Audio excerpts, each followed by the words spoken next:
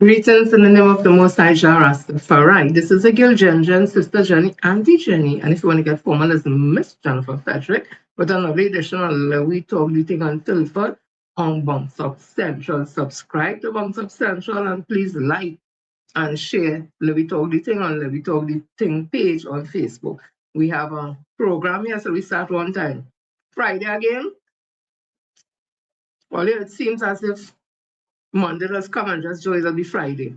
You don't have the Tuesday, Wednesday, and Thursday in between at all. Just Monday straight to Friday and then weekend again. And it starts all over again. Time and tide waits on no one, but I just wait on my peeps. So, we have some things we just do first before the show start, right? We must play the anthem. We must have the pledge. We must send a shout out to the first peoples at Trinidad and Tobago. That is a must. So we listen to the sweet anthem on the national instrument, the pan, the steel pan.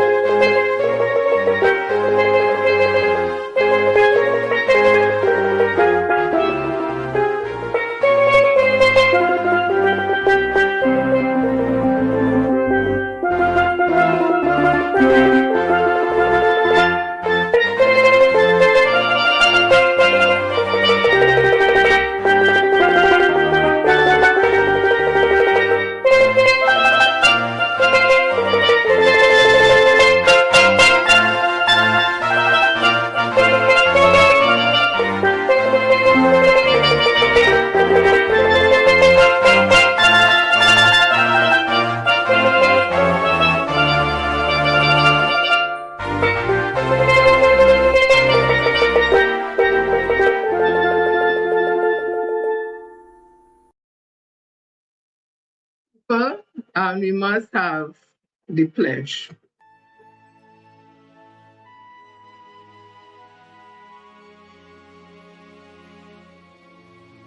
I solemnly pledge to dedicate my life to the service of my God and my country. I will honor my parents, my teachers, my leaders, and my elders, and those in authority. I will be clean and honest in all my thoughts, my words, and my deeds. I will strive in everything I do to work together with my fellow men of every creed and race for the greater happiness of all and the honor and glory of my country.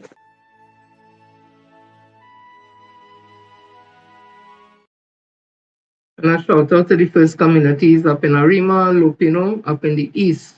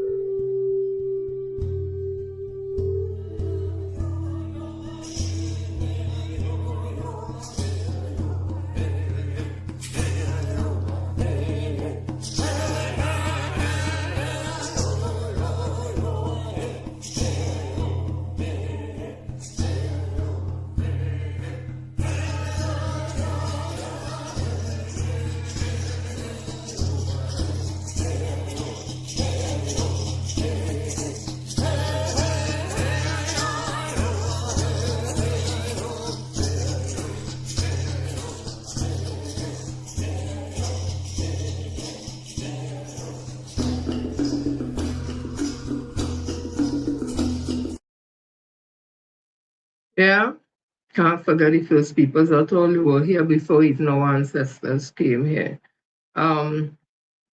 We must have some type of news to stimulate you, have you interested, have you said, wow, I didn't know that. And just to know about our history. So listen to this. Did you know the first woman to ever found and run a bank in America was a black woman in the heart of the former Confederacy? Her name was Maggie Lena Walker. The year was 1903, Richmond, Virginia. Jim Crow was in full force. Black people were being pushed out, locked out, and written off. And right in the middle of all that, Maggie opened a bank. Not the first black woman to do it, the first woman. period, of any race, in the entire country. But she didn't stop there. She built a newspaper, an insurance company, a department store, all of it working together, all of it keeping black dollars inside the black community. She understood something powerful. Wealth that stays in the community builds the community. She did this in the city most determined to erase black progress, at the worst possible time. And it worked. So why have most people never heard her name? Because some history gets taught, and some history gets buried. Share this. Say her name. Maggie Lena Walker. Miss Lena Walker, say her name. Listen to this also. He created Black History Month because he knew if black people did not tell their own story, no one else ever would. Dr. Carter G. Woodson was the son of formerly enslaved parents who taught himself to read, earned a PhD from Harvard, and spent his life documenting and preserving black history at a time when it was being systematically erased from American textbooks. In 1926, he launched Negro History Week, which eventually became Black History Month, not as a celebration, but as an act of radical resistance against a society determined to make black people forget who they were. Comment Carter if others should know about our history. Follow us and subscribe for the history they wanted to stay buried. Also, listen to this. You'll be surprised on this. Pot liquor and cornbread. In the kitchens of the plantation, they cooked food they were never allowed to eat. The greens went to the master's table. What was left? The dark broth at the bottom of the pot was poured off and handed back to them, the part nobody else wanted. But it had a name, pot liquor, and your grandmother's grandmother knew its secret. As those greens cooked, their goodness, iron, vitamins, strength, seeped down into that broth too. The part they called waste was never empty. It was rich. She crumbled cornbread into a bowl, poured the pot liquor over it, and fed her children well. Pot liquor and cornbread. They called it waste. She called it supper. Ain't that something? Very inventive and resourceful and resilient people were our ancestors. When I look at rhythm, I can tell you all I'm involved in dance. When I look at rhythm, rhythm is not just see for yourself. You just have to be born with it. See for yourself. It don't matter what race you're from, you have to be born with it.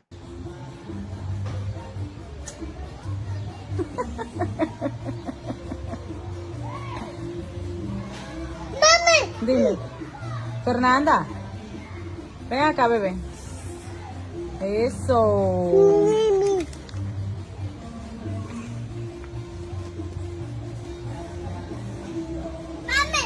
Fer, ven acá, bebé. Ven, ya se fue a sentar para que le dé la comida.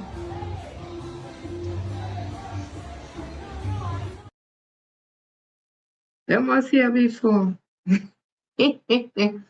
And big up to our guests who would have paid tribute to the Knicks, New York Knicks. Listen, take a small listen.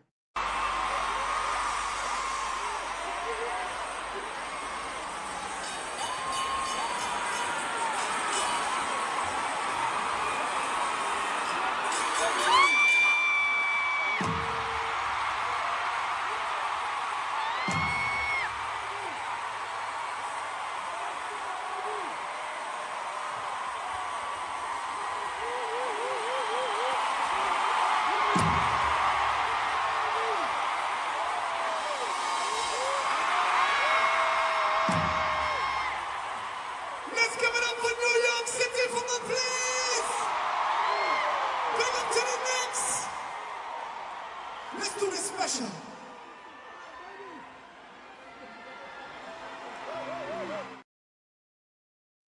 Yeah, we all over, you know, we big, we large, we all over. Big up the Kev, the veteran and his band, and all the other musicians, singers, soca artists, and all those who making it big out there in the on the international stage representing Trinidad and Tobago. I saw this today, and I won't put all the pictures because little ones, right? So I just saw this one, the best one, and this happened. This was Stuart Richard Young. At the time he would have taken it, it was 6 hours, not 6 hours again.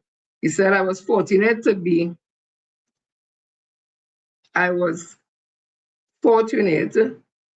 the guest speaker at the Serval Demonstration Class ECC Farewell to Friends ceremony this morning. It was a wonderful and uplifting experience listening to the parents' testimonials and interacting with the children and teachers.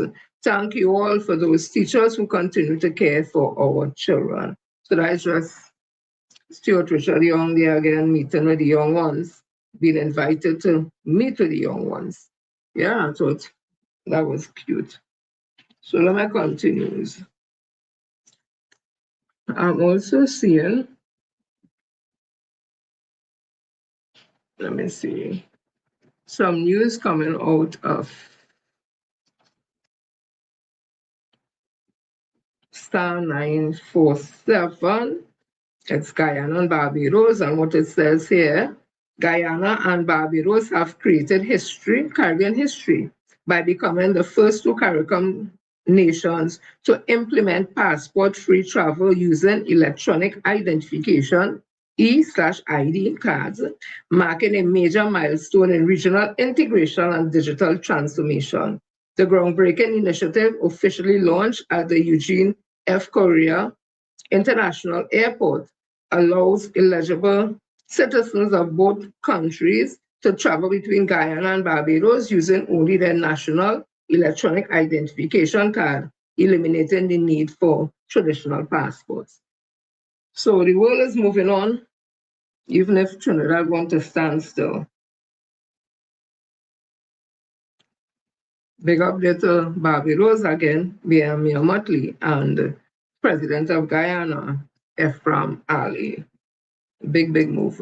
I'm seeing in the Daily Express, this is the July the 2nd, it says here, 17 police officers have had their appointments revoked by the Commissioner of Police, the Trinidad and Tobago Police Service, announced in a public notice. The TTPS said the officers whose appointments have been revoked, they have the names, I would not call the names. Right, anybody could go and see it. The notice stated that the appointments were revoked by the Commissioner of Police and the publication was issued for public information and record in accordance with the administrative direction of the Commissioner of Police. The TTPS did not disclose the reasons for the revocation or indicate the dates on which the officers' appointments were terminated. Papa lapse. Paper lapse. I saw this other article also written by Ms. Shirma Wilson. A long time I haven't read anything from her. And it says, I guess you go on her page, you will see it. Most of their dirty work will be done by Black men in their party. She would have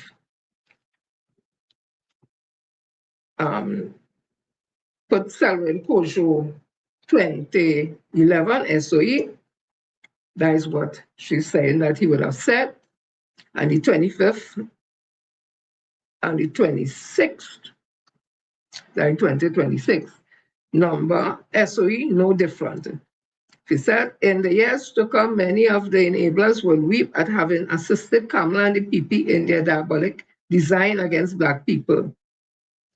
Against that may be again what Selwyn Kojo said. Dr. Selwyn Kojo, Jack wept. So that's an article probably written by him, says, have no doubt that this racism pogroms, I hope that's how you pronounce it.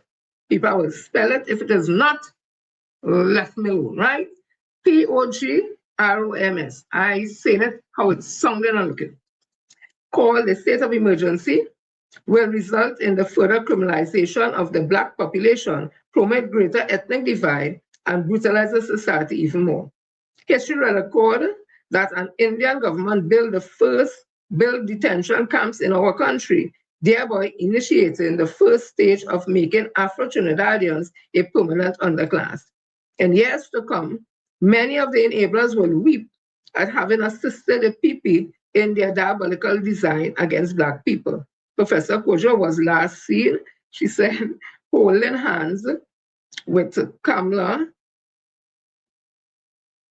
and well, the UNC picked by Kamala Persad as chairman of UTT 2026. So apparently all what I would have read here is what Selwyn Kojo would have said back in 2011 about the SOE then, and she's stating it's no different now.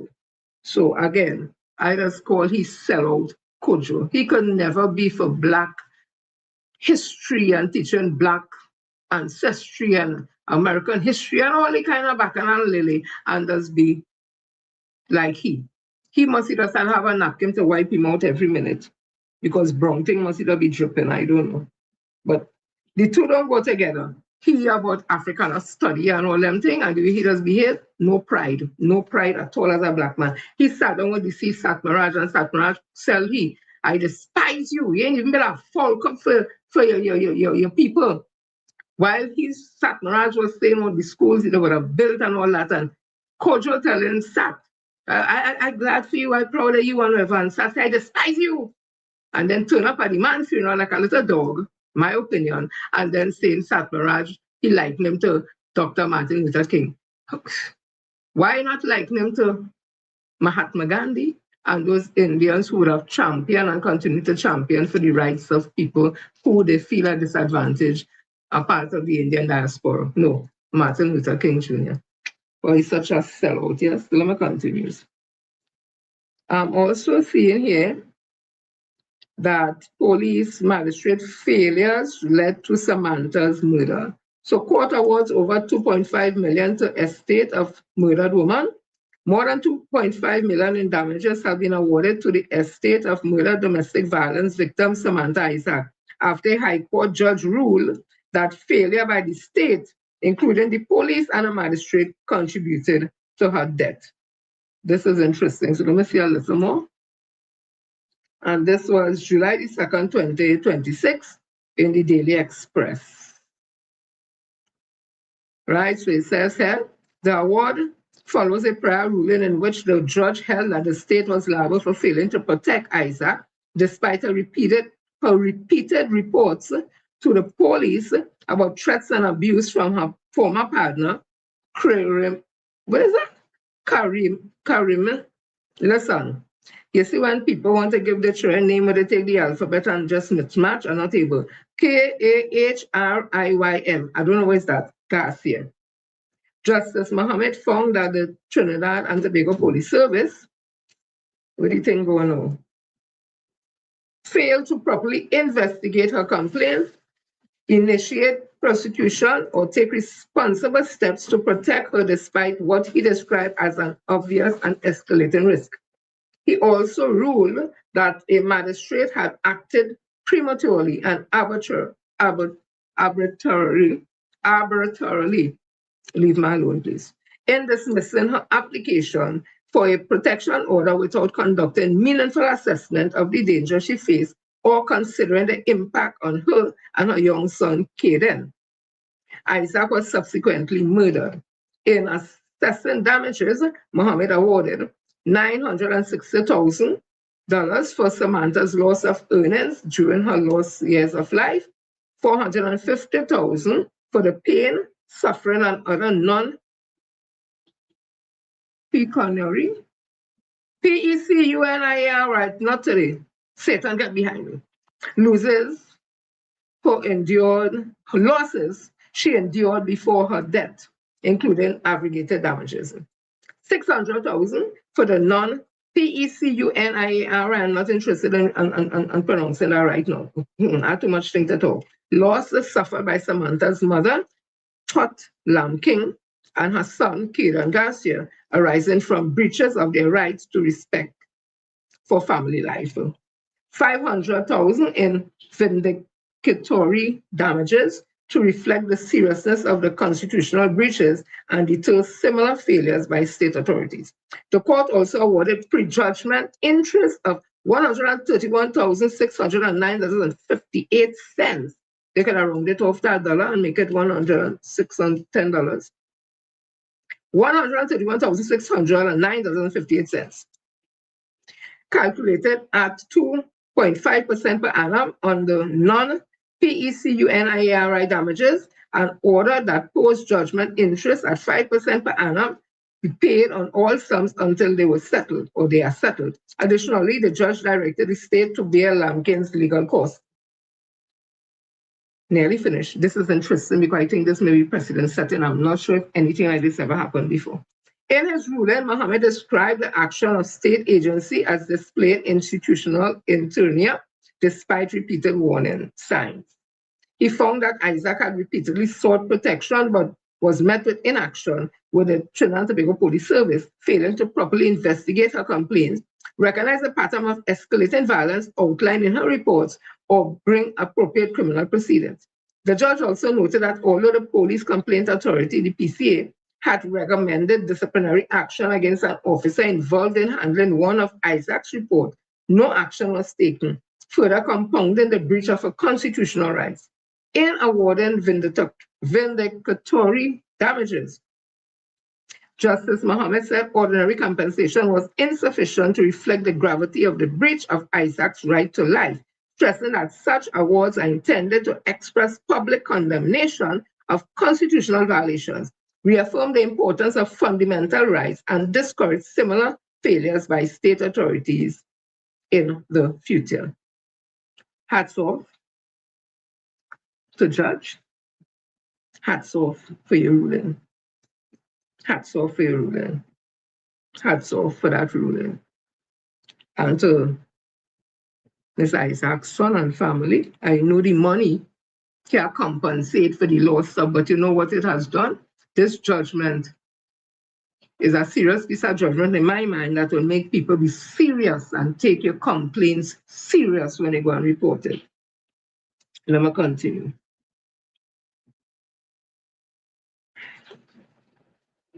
Listen to this.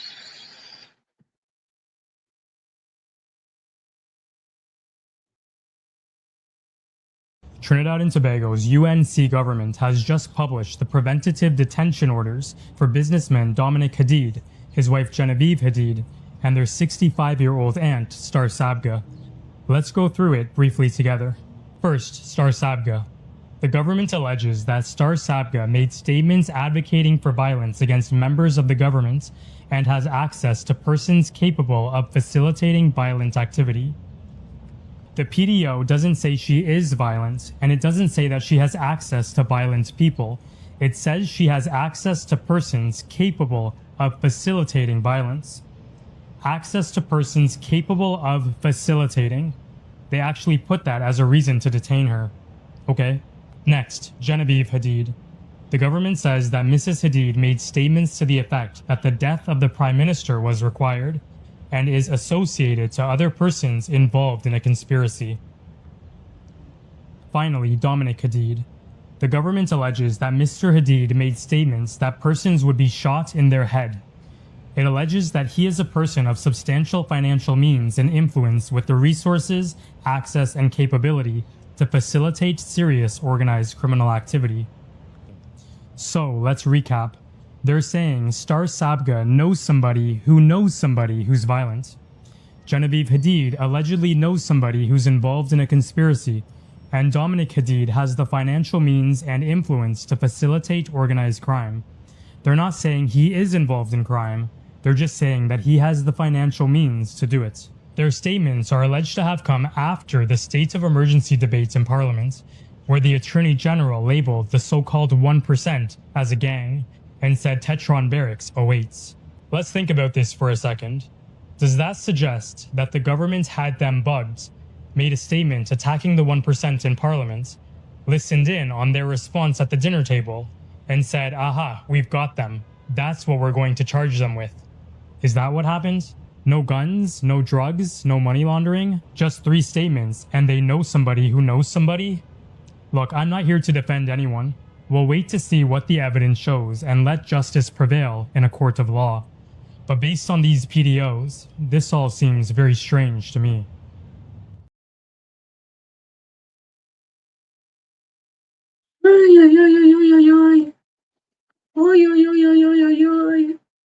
Listen to this. Good afternoon, Mr. Young. I wanted to get your comments on the state reportedly hiring NGC Chairman Gerald Ramdeen to its legal team in the matter involving the Hadids. I want to get your take on that. That what the state hired Gerald Ramdeen As part of as its part legal of team in the Hadid matter. In the Hadid matter. Gerald Ramdeen, from my recollection, is actually one of the defendants in litigation brought out of the Office of the Attorney General seeking to recover through restitution monies that were allegedly paid by Vincent Nelson in a kickback scheme. So I think that's the first thing that you all in the media need to go and look for and find and ask those questions. So then one starts to ask themselves, well, okay, if you're suing the person for something as serious as that, is it then proper to be retaining the same person? Or is it that you're now intending to compromise such a serious action that this country is very aware of? Apart from that, I really have very little to say about Ramdeen. Okay. So just to bring you all up to speed, because you may not know what he's talking about. Right. These are the two UK cases that has been hired by this government to treat with the Dominic Hadid issue. And from Trinidad's side, they would have also hired, because I'm sure you're doing it for free, Gerald Ramdeen, who is the chairman of NGC, who was famed at one time, I don't know if it had three times, with Debedine, and something to do with the prison gate. You remember that, when something to do with a man had already died and the man was the client and he take the money and say he didn't know the man. Listen, it was out there for everybody to see. So he's now on the team with these lawyers. I understand it is alleged that for hour with them is like $3,000 with these King Councils. Me have vexed with them and all. The people went and studied the thing, they had the thing, they come in, they had to pay them in pounds. So it is alleged is $3,000 to treat with the Hadid matter. Me no lawyer, me understand it, but me thing is this: if you will have such an airtight case against the Hadids, where all you need QC, King C, and all kind of C to deal with it. I don't get it, but me not a lawyer, I'm not in that field, so I could be, I see somebody wrote, Gerald Ramdeen, chairman of the National Gas Company, has joined the state legal team in the matter involving businessman Dominic Hadid and his wife Genevieve Hadid. Attorney General John Jeremy yesterday met with two King's Counsel retained by the state, Sir John Raymond ED KC and Robert Stephen Strang KC at the Office of the Attorney General in Port of Spain. The legal team briefed by the Attorney General now comprise ED Strang and Ramdeen. The meeting lasts several hours. The word is several. And if it is alleged it's $3,000 an hour, so it's two of them, that's $6,000 an hour. I don't know how much Gerald might be getting, but if it is that, and it's several hours could be 5, it could be 6, it could be 7, it could be 8, it could, they ain't reaching court yet. And taxpayers' money don't start to rack up. Hey, all your good years. Me, Papa laughs. So, I want to know, because I just asked it. I don't know, I don't get it. I just don't get it. I want to know when this government had started to have such a aversion to the 1%, because that is what it is calling people, 1%. Because this picture here was 2012. That gentleman there, if I'm not mistaken, is Mr. Dominic Hadid, if I'm not mistaken. And this is what The then Prime Minister, who is the now Prime Minister, would have said, I just read a little piece, the success, it was in the Daily Express. The success story of Anthony Sabga, who came to this country as a teen and built a multi-million-dollar industry, is one that inspires and reflects the great contribution of the Syrian and Lebanese community to the nation, says Prime Minister Kamel Fassad-Bissessar. Fassad-Bissessar hosted a reception at the Diplomatic Center St. Anne's on Thursday in honor of the Syrian Lebanese people in commemoration,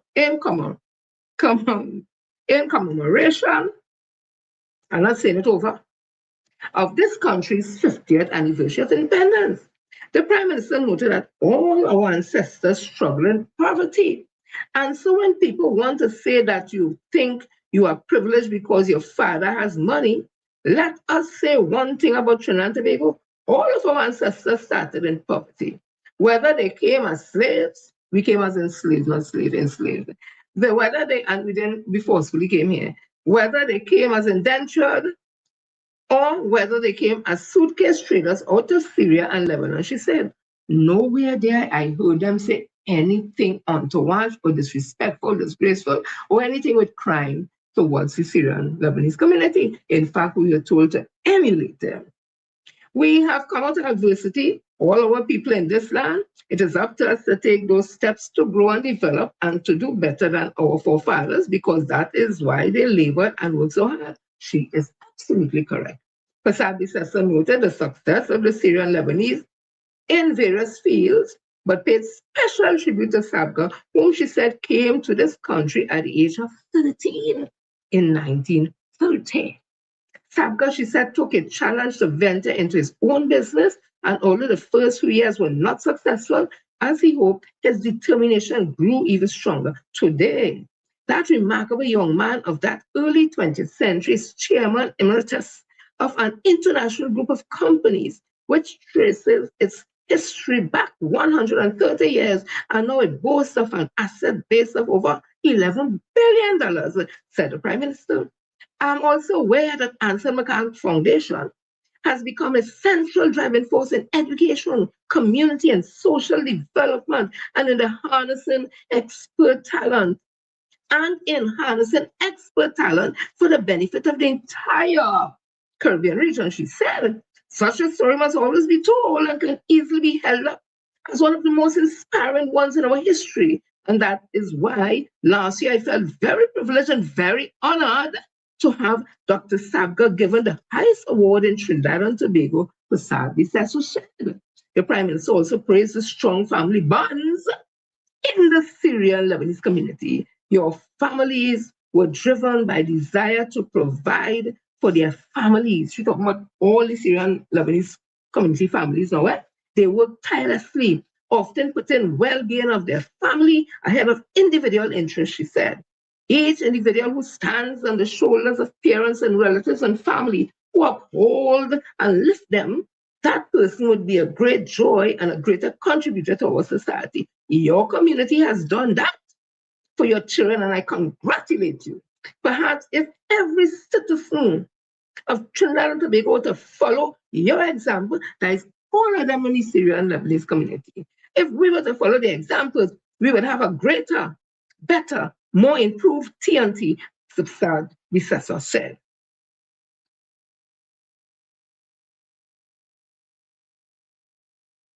Where went wrong?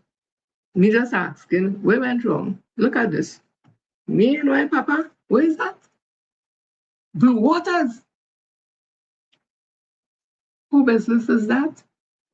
And I mean business. Where is that? Roger that. Blue Waters. Who own Blue Waters? I don't know. And this is a recent thing because who is he there? The Honorable Krijamin, the Honorable Philip Watts, and the Honorable Roger Alexander. Blue Waters, Dominic Hadid own Blue Waters, ain't it so? I don't know. So let me continue. Papa Laps. So,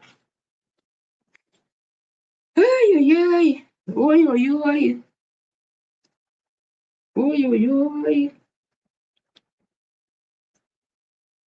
So we are hearing about. Let me get this one first. So TV6 ordered to pay $350,000 for labeling a custom officer a terrorist. So TV6 had to come up with the monies. High Court Judge Quinlan Iverson Quinlan Williams, this was July the 1st, ordered a television station to pay over $350,000 in compensation to a custom officer. It accused of being a terrorist linked to the Islamic State, ISIS. Right? So the judge, I said, she ordered that compensation as she upheld Clint Rivers' defamation case against One Caribbean Media Limited and investigative journalist Mark Besant.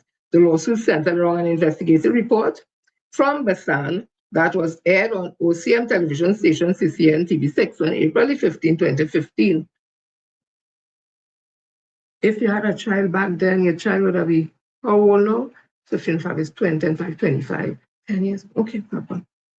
Rivers claimed that the report alleged that he had ties to ISIS and left Trinidad in 2014 to travel to the Middle East to serve as a foreign fighter. In his lawsuit, Rivers, whose legal team was led by attorneys Wayne Surge, before he stopped practicing law to serve as a cabinet minister, claimed that the allegations were completely false. Although the claimant is a follower of Islam, the claimant has in no way been involved in an international organization known as ISIS or any other terrorist organization, whether locally or internationally based, his lawyer said. They claim that if Bassan and the station had conducted proper investigations with immigration authorities, they would have learned that he left Trinidad 2014 to perform Hajj in Saudi Arabia. So, if he had the proof, those are things that will happen, Papa. So the UNC, speaking about crime now, and they should, because crime is a challenge. White-collar crime also is a challenge, and anything that could be done to treat with it should be done the right way. But it's interesting to hear what David Mohammed has to say about an area in a book that was written, I think, by Dr.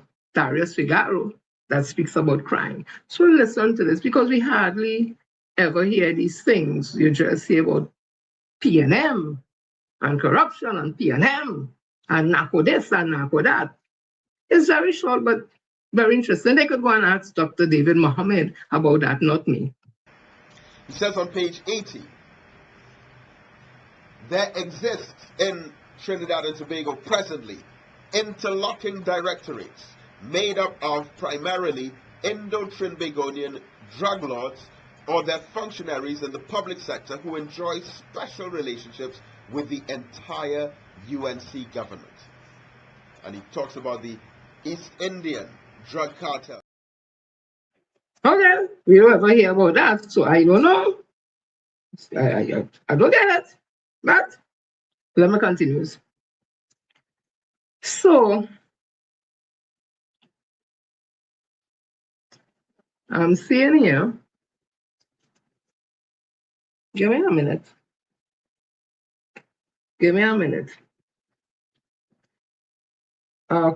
Crocker's bag.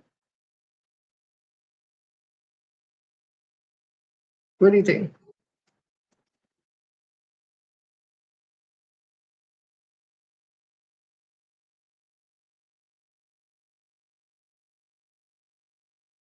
That is a new story. Let me get the article.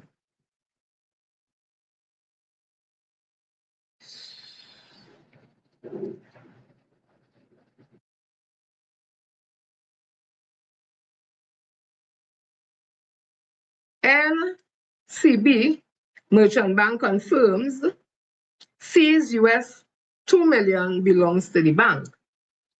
NCB Merchant Bank Trinidad and Tobago Limited has confirmed that the US $2 million seized by Customs and Excise officials at Piarco International Airport belongs solely to the bank.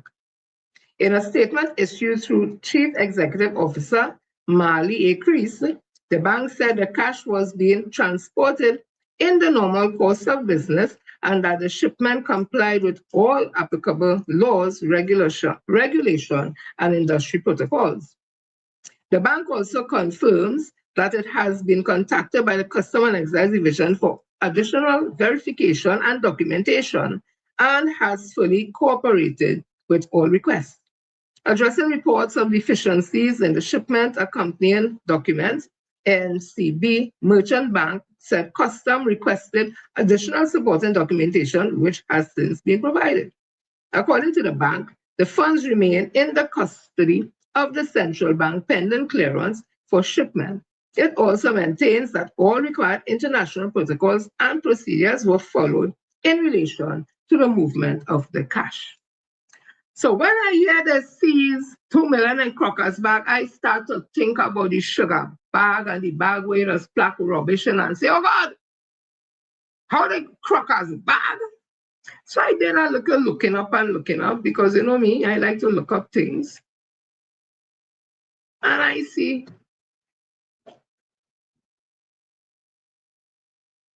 Crocker's bag, type A, Crocker's bag, type B. And type B just put money and thing in that. So I wonder if it's this what they're talking about. And not this, but when people see Crocker's bag, people don't start to think all kind of thing, shady business, all kind of thing. But they do call the bags Crocker's bag, and I'll show you the two types. One, this one here, Crocker's bag type A, that would just put feed and all kind of thing in, and Crocker's bag type B is where they just put the ching, ching, ching, ching, ching, right? Okay, so we get that out of the way. Let me continue. Oh, yeah, it's not easy, you know. If you don't do your research and talk, these people make you go mad, you know. They will make you believe all kind of damn thing. Next big piece of news.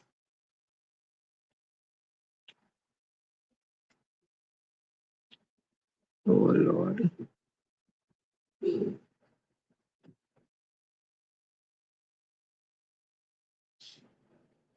Mylat suspended as government reviews financial viability.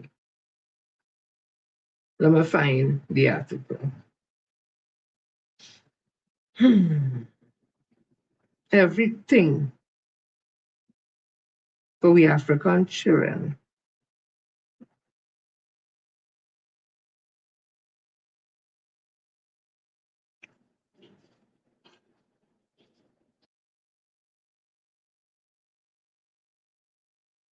Just now. Let me get the exact thing. Where did thing go? Oh, look at my minute.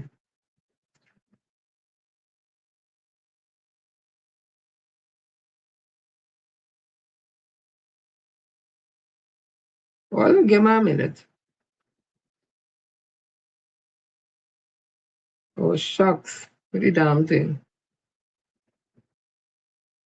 Right.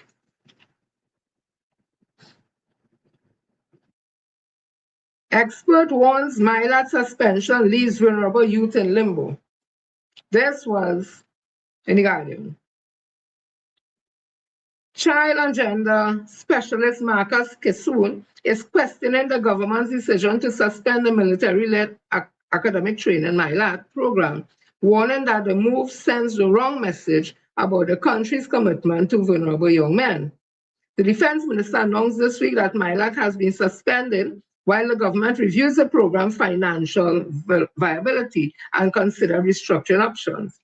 Defense Minister Wayne Sturge is insisting the initiative has not been cancelled but placed on hold until further notice. Because soon who facilitated several training programs at the Mylat campus argued that the discussion should extend beyond financial consideration to the program's broader role in nation building. The value placed on our country's boy child has to also be at the forefront. To remove programs like Mylat is to remove investment from the Caribbean boy child, particularly those in difficult socioeconomic circumstances, he said. Kesun acknowledged that governments have a responsibility to evaluate public programs, but warned that suspending them often becomes the first step towards permanently shutting them down. Drawing on his own experience working with Myla trainees, Kesun said the program offered far more than military discipline. Kesun considered that Myla required stronger monitoring and oversight, including greater involvement from the Ministry of Education and the Children's Authority, but maintained those shortfalls justified reform rather than suspension. He also rejected Sturge's argument that Myla has failed to reduce murders or violent crimes, saying that the program was never designed to be measured solely by homicide statistics. Kesun argued that judging Myla exclusively through crime figures fundamentally misunderstands its purpose. He also urges Prime Minister Kamala Persad-Bissessar to revive the collaborative approach of her previous administration Children Task Force by engaging civil society organizations with decades of experience in youth development. It's important, so I would read to the end. Just now, which part I reached?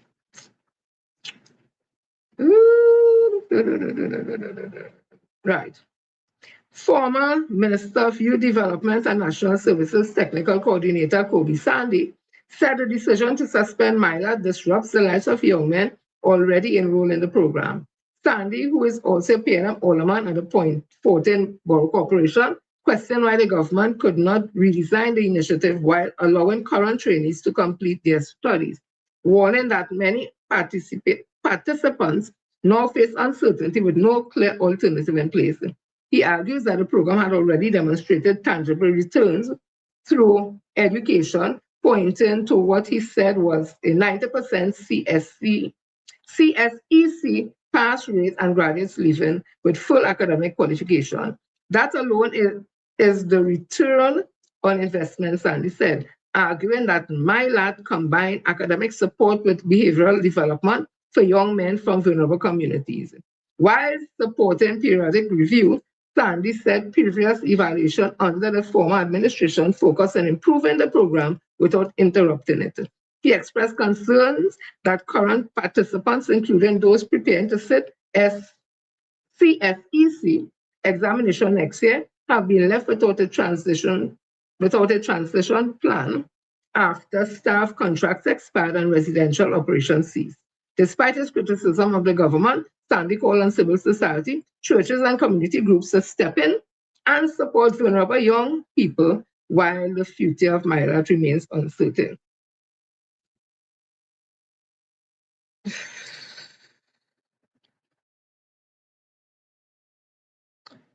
Hey. This here is from Michelle M. Young, and I think she is a counselor in the Port of Spain, St. Anne's West, if I'm not mistaken, she said. The defense minister says it costs more to train a Myla cadre than it does to educate a university student. Are we really making that comparison? Comparing the cost of Myla to university misses the point entirely. Myla serves many young people who, without a proper program structure, discipline, mentorship, and support, may never reach university in the first place. These are not competing investments. They are different interventions designed to meet different needs. MyLAT is a residential program. Cadets are housed, fed, clothed, monitored, and trained in a structured environment. They receive 3 meals a day, life skill vocational training, and the discipline many desperately need to get their lives back on track. Naturally, that costs more than tuition alone. Perhaps it's time to take off the upper middle class rose-colored glasses and recognize that not every person is on a university pathway. Many MyLAT candidates are not deciding between MyLAT and university. They are deciding between structure and the streets, between hope and hopelessness.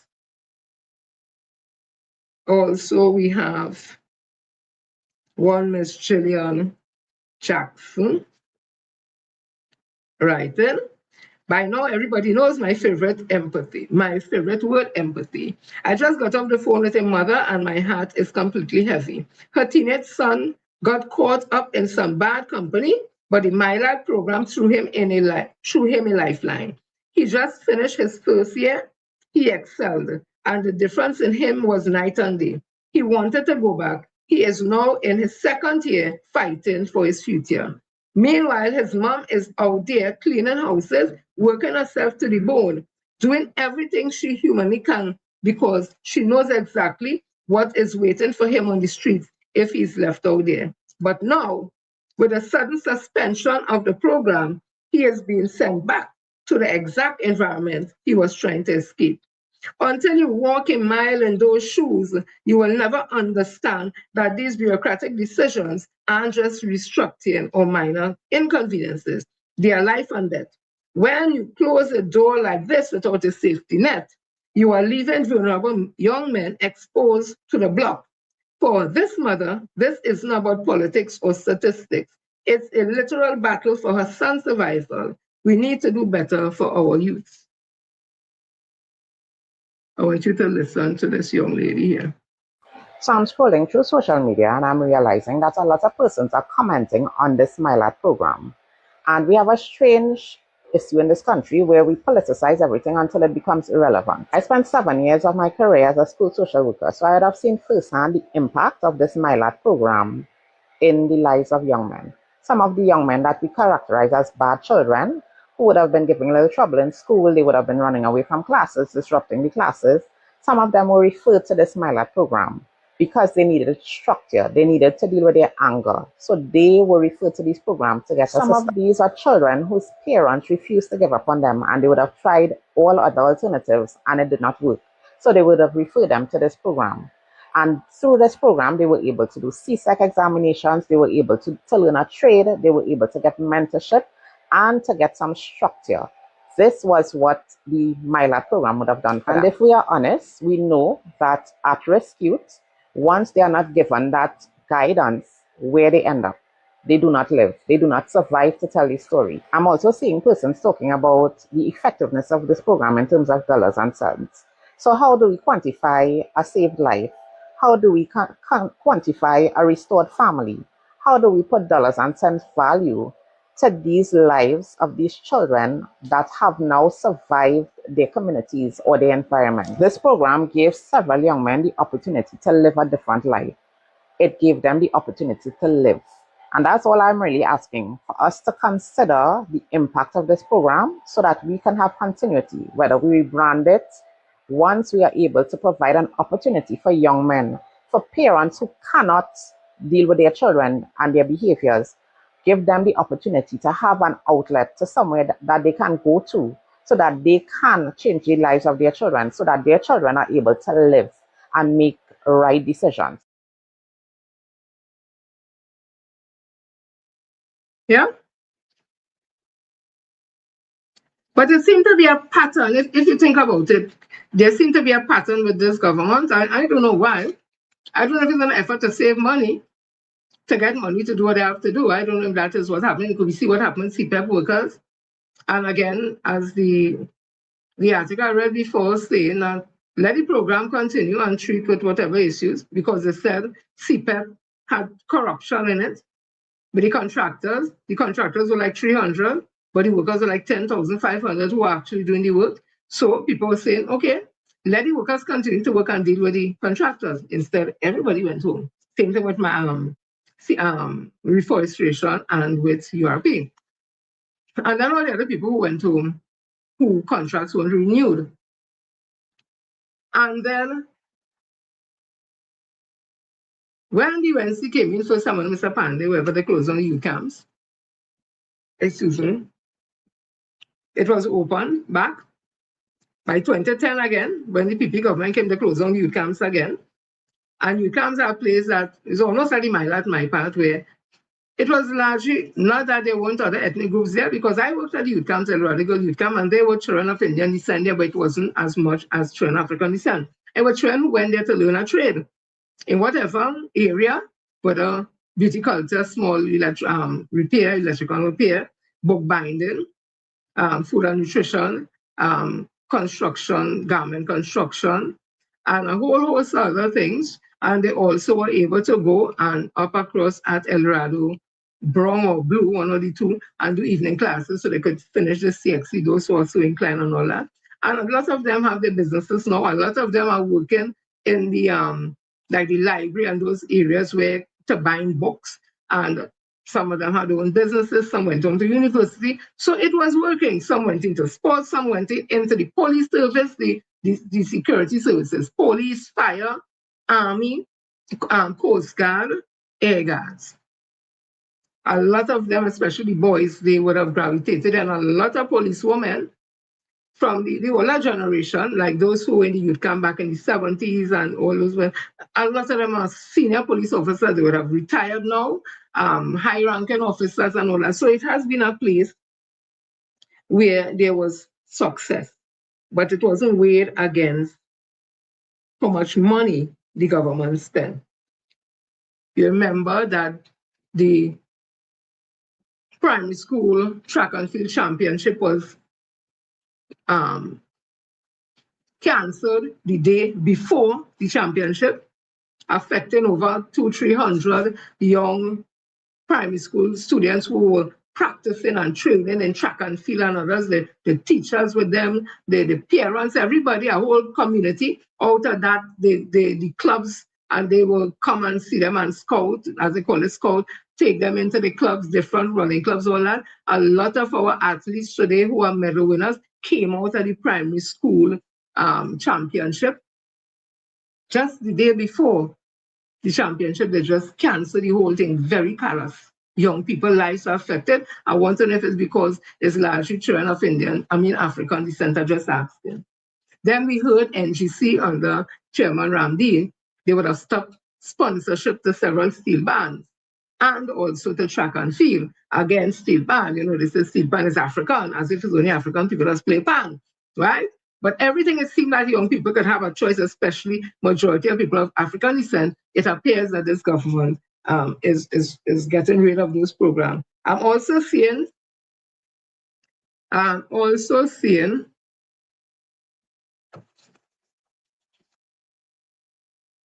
this was June the 30th in the Express. No NACAC champions for TNT.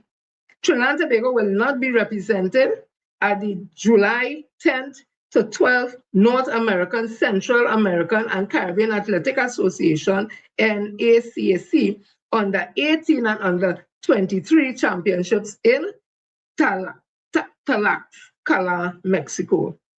In a letter addressed to all affiliated clubs, athletes, coaches, and members, yesterday, National Association Athletic Administration of Trinidad and Tobago President Ephraim Seret said the funding required to facilitate the team participation could not be secured. Some 30 odd athletes, including horizontal jump standouts, Jeanne de Gans and Kanisha Shelbourne, were expected to fly the red, white, and black at Tlaxcala. None of the selected athletes will have the opportunity to bid for precious medals at the NACAC meet.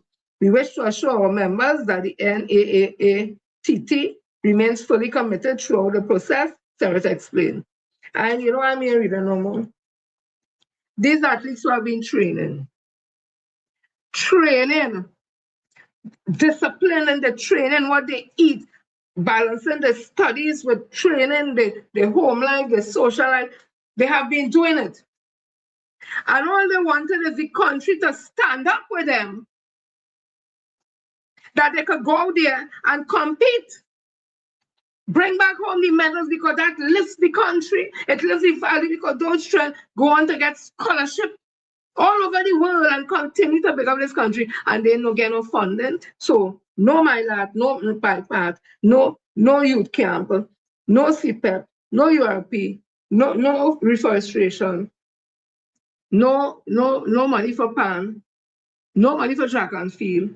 Now these athletes can't go.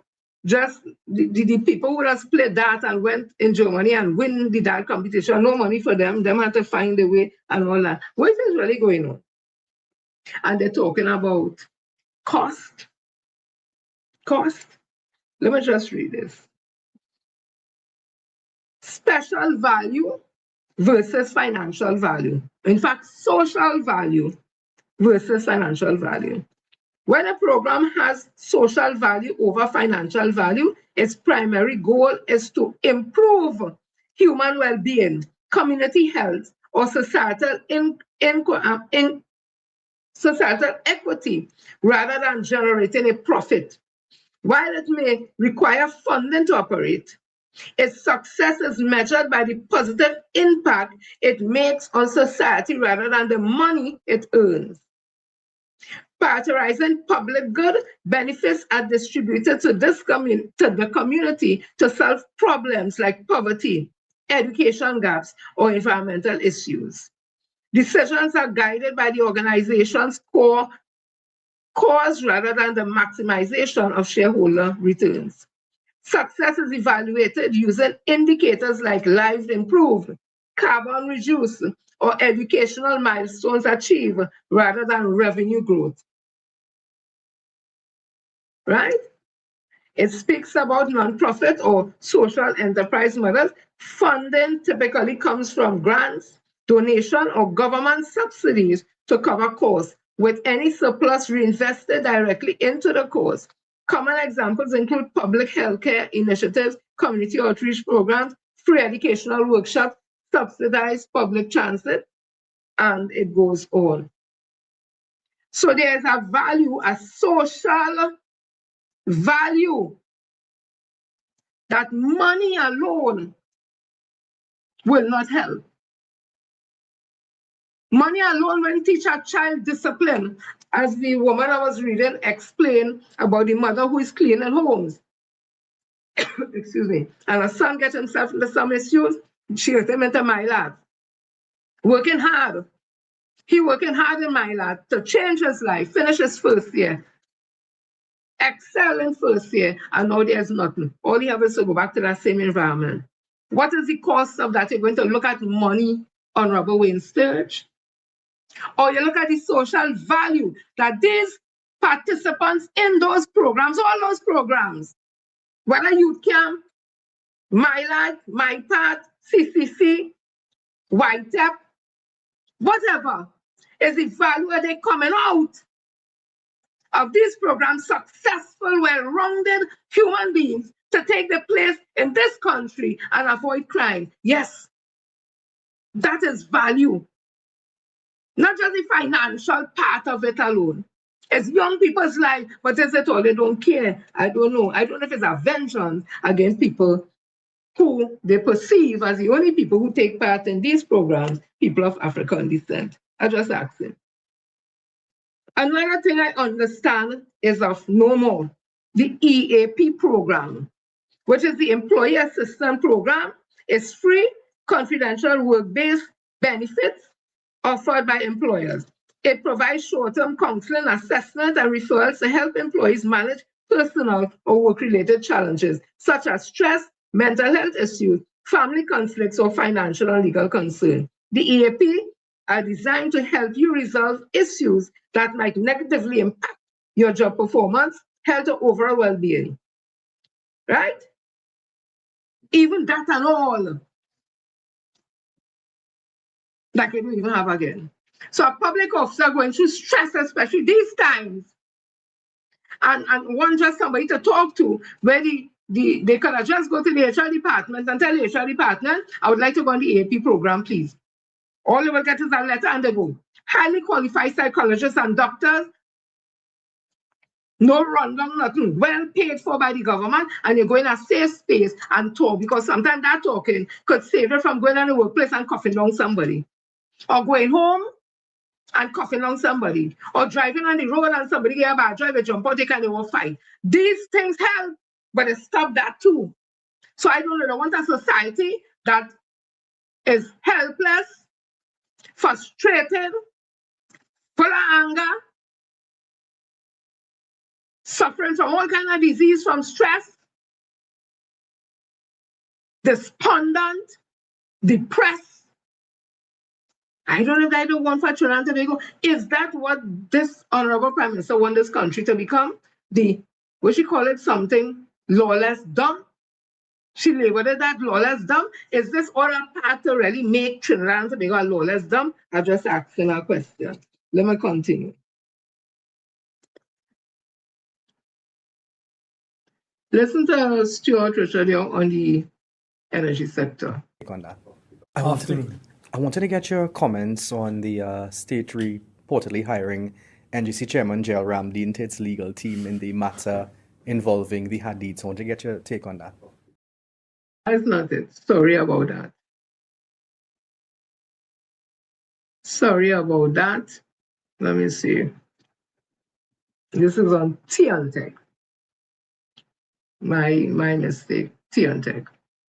With all that is going on in Trinidad and Tobago these days, the firing of tens of thousands of our most vulnerable workers and citizens in CPEP, URP, tens of thousands, reforestation, continued firings at WASA, TNTech, even in the energy sector, at Heritage, at NGC, NE, PPGPL, Paria. Every day, people are being terminated by this government. The political victimization and political persecution that has been taking place since May 2025 is unprecedented in Trinidad and Tobago. Families out there are hurting. I know, as a member of Parliament for Port of Spain, North St. Anne's West, I see it, I feel it as I try to help my constituents who are made unemployed by this current government. Add to that the use of rolling states of emergencies, PDOs, the suppression of free speech, people being put into detention for speaking their minds. That is the state of Trinidad and Tobago. Distraction after distraction by the government. Up to the other day, I received a call out of the blue. As a former prime minister, you get a diplomatic passport. It was given to me on the 2nd of May last year. I didn't ask for it. Get a call out of the blue. Return the passport. And this is what they're doing when we have pressing matters taking place. Collapse of our energy sector. The other day at the mid-year review, you had them raising the price of oil and gas, and we're not even meeting those prices. Plants closing down. All of this taking place in the country. I will deal with that, you know. I will deal with that in accordance with the law at the appropriate time. But this political victimization, persecution, targeting cannot continue in Trinidad and Tobago. As a matter of principle, I'm asking, what can I do? What can we do? I'm very, very concerned about the state of democracy in Trinidad and Tobago. And the growing, is not even creeping anymore, the growing rampant signs of dictatorship in our land. May God continue to bless our Trinidad and Tobago.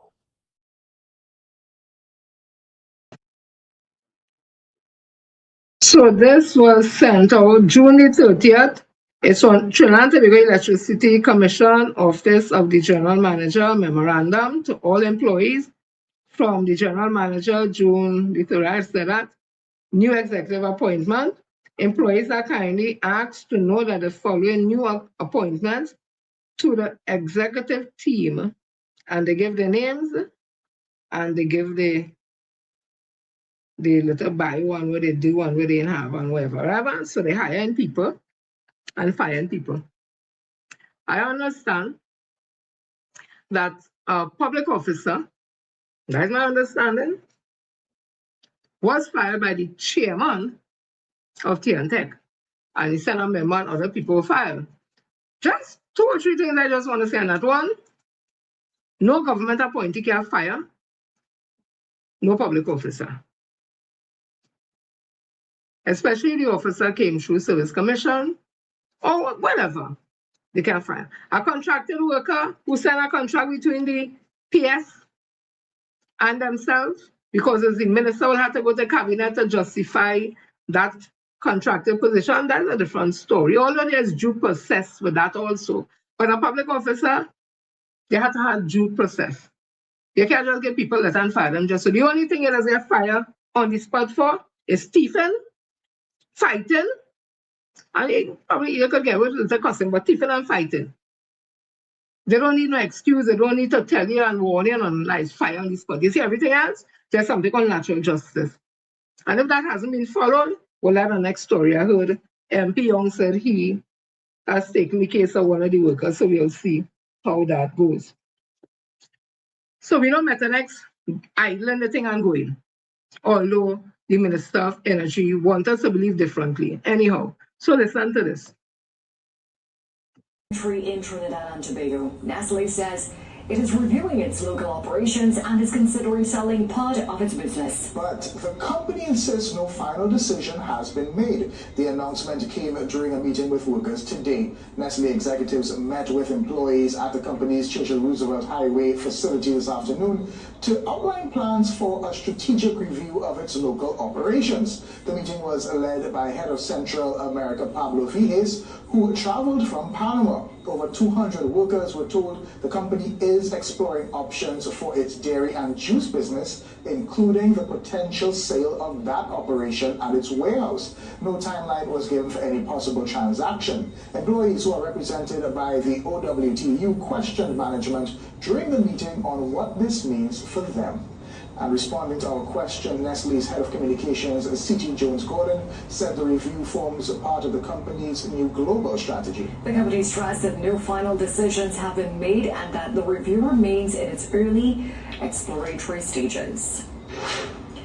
The Trinidad and Tobago Police Service is cleaning house. Right? So Nestle, since I small, I know what Nestle is. Them are all looking at their production, everything going haywire. Everything going haywire. Listen to this coming out at TNTech also.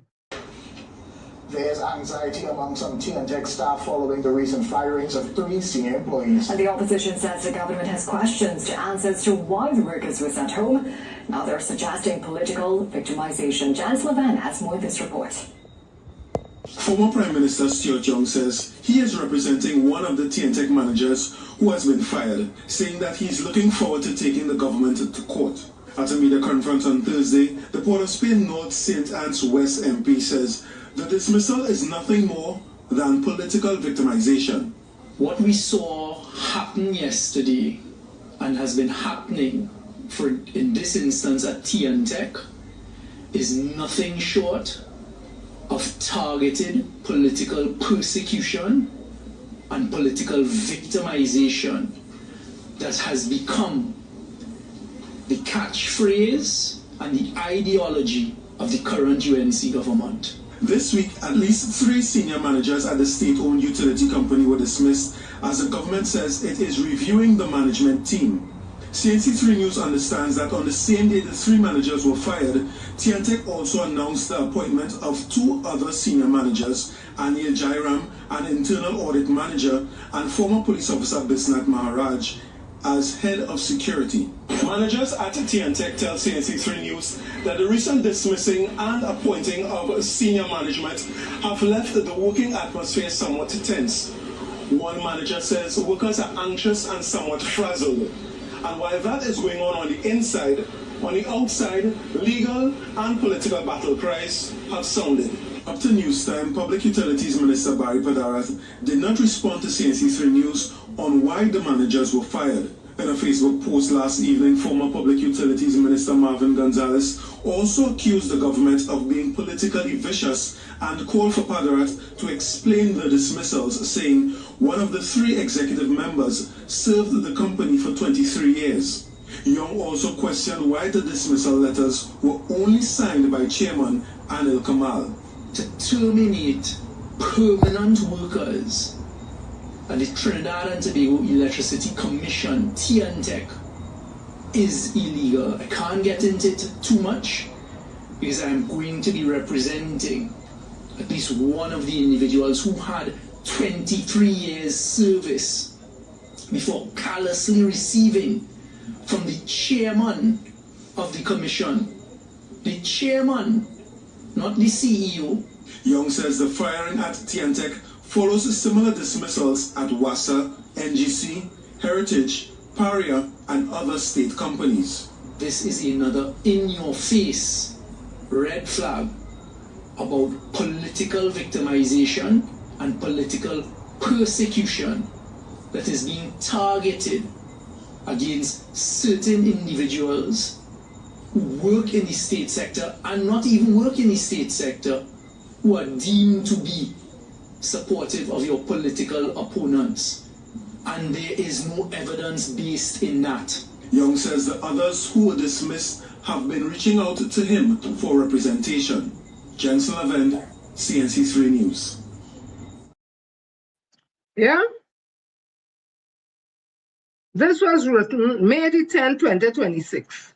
It says here.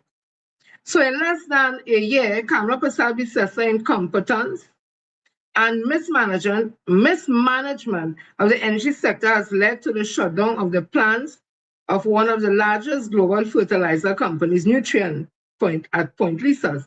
And now one of the largest global methanol producer, Methanex, is signaling that they might follow suit. That was May 10, 2026. These shutdowns are due to the lack of confidence in the current government and their change in our gas allocation policy based on ignorance and a lack of understanding of how to properly manage the energy sector. LNG, ammonia, and methanol are cyclical, I'm not saying it over, commodities, and to divert gas from our ammonia and methanol producers at Point Lisas to ALNG because of momentarily higher LNG prices is short-sighted and bad policy. This is not an English class, eh? So all up in the tiffies because people can't pronounce a word. This is not an English class, right? When these plants close and leave, it will result in job losses, lost forex earnings, shutting down of service companies, and a lack of future investments in Trinidad and Tobago. It is clear that Munilas has no say. In fact, Sadi, as Minister of Energy, he did not even know the oil assets under his stewardship were responsible for an oil spill on May 1st. And it took the Venezuelans exposing the spill for the government to tell us today, May 10th, 9 days later. And there was an offshore oil spill. Total incompetence or dishonesty. Furthermore, the Board of NGC has serious legal questions to answer, as in a few short months under their tenure, major petroleum chemical companies at Point Lisas have shut down and are indicating further shutdowns, which are due to the change in gas allocation policies at NGC. These decisions will be subject to legal fiduciary scrutiny of the board and management of NGC. So once again, Trinidad and Tobago, who exactly is winning in continued service, Stuart R. Young, SCMP. This was May 10, 2026. And they want to know why he always talking about energy business, because you know about energy business. Yeah? He know about energy business.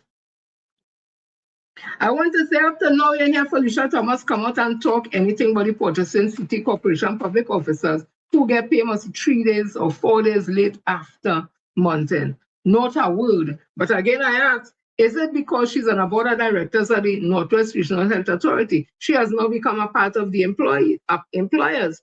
So she can sit down with employees to negotiate on their behalf or have a conversation about something the government doing, and she's now part of the government because she's been paid by the government. So where does that leave public officers? I come to the interest, but it appears that public officers comfortable, and they're comfortable with hearing we will now get food card and fuel. So who don't have car, may know what they will get. And the food card, I don't know if they understand that the government had to pay the groceries and them the money, so that when you go and use a card, the money there. Me and when this time no grocery going to ain't get no money from the government, and you go to your food card and they get your food. So, but that will reduce to food card. Just not to go tell you to go and get garden equipment and them in a hardware, fork and all kind of damn thing. Anyway, let me continue. People meet a poll tonight, eh? So let's listen now. I'm going to put up this on the screen. People meet a poll. And read my lips coming up too, don't worry. Because, all right. People meet a poll. Let me find it. Let me find the damn thing. People meet a poll. So this post here is allegedly attributed to one Nicholas Morris. And the Nicholas Morris, the saying it is the Honorable MP for Mearu. This is what the message that there is alleged that Nicholas Morris would have written. It says, colleagues who are unafraid of the PNM, those who wish to undertake the job the PM give them, please proceed to create an issue from this article. Those who wish to take Stuart Young's feeling into play, do as you wish. It said the first one said everyone here is paid $20,000 plus to be a voice against the PNM. Find a propaganda angle and push it out. So let me read it in context so you're not just jointed. I'm reading it again. Everyone here is paid $20,000 plus a voice to be a voice against the PNM. Find a propaganda angle and push it out. Colleagues who are unafraid of the PNM, those who wish to undertake the job the PM give them, please proceed to create an issue from this article. Those who wish to take Mr. Young's feeling into play, do as you wish. It was said that it is the Honorable MP for Mearu. Me no. So I say it's alleged. Me no. So this is where we people meet up poll going to come from. And while I give you the question and the direction and the instruction how to vote, I'm going to play a vintage Mr. Manning because it is the anniversary of his death, I think 10 years, either yesterday or today. So in memory of Mr. Manning, Bouncer Central, and let me talk the thing unfiltered, is going to play you a video. So while I give you the question for the people with a poll and the instruction how to vote, when I done do that, I'm going to play the tape, the video. And when it is finished, that will be the end of the voting, and we will give you the poll results. So this is the question. Do you believe that those words are from the Honorable Nicholas Morris, MP from Mearu? And the words are, let me put it back up. Now we hold them as Wilfred. The man have plenty name for so. Wilfred Nicholas Morris. Oh God, when I see that, you say, what is it? You say, you see how we mix up. You see how the country mix up. Cosmopolitan. I tell you that you never believe that person. And then you say, oh God. That, and when they say, Papa, you, but look trouble here. Right? So let me read the words again that is attributed to Nicholas or Wilfred Nicholas Morris, who is the MP for Mearu. It says again, everyone here is paid $20,000 plus to be a voice against the PNM. Find a propaganda angle and push it out. Colleagues who are unafraid of the PNM, those who wish to undertake the job the PM give them, please proceed to create an issue from this article. Those who wish to take Mr. Young, and I suspect the Mr. Young is Stuart Young, feelings into play, do as you wish. So I'm asking you here the question again. Do you believe that those are the words of the Honorable Wilfred Nicholas Morris, MP for Mearu? So here the voting is going to start now, and hear what you're doing.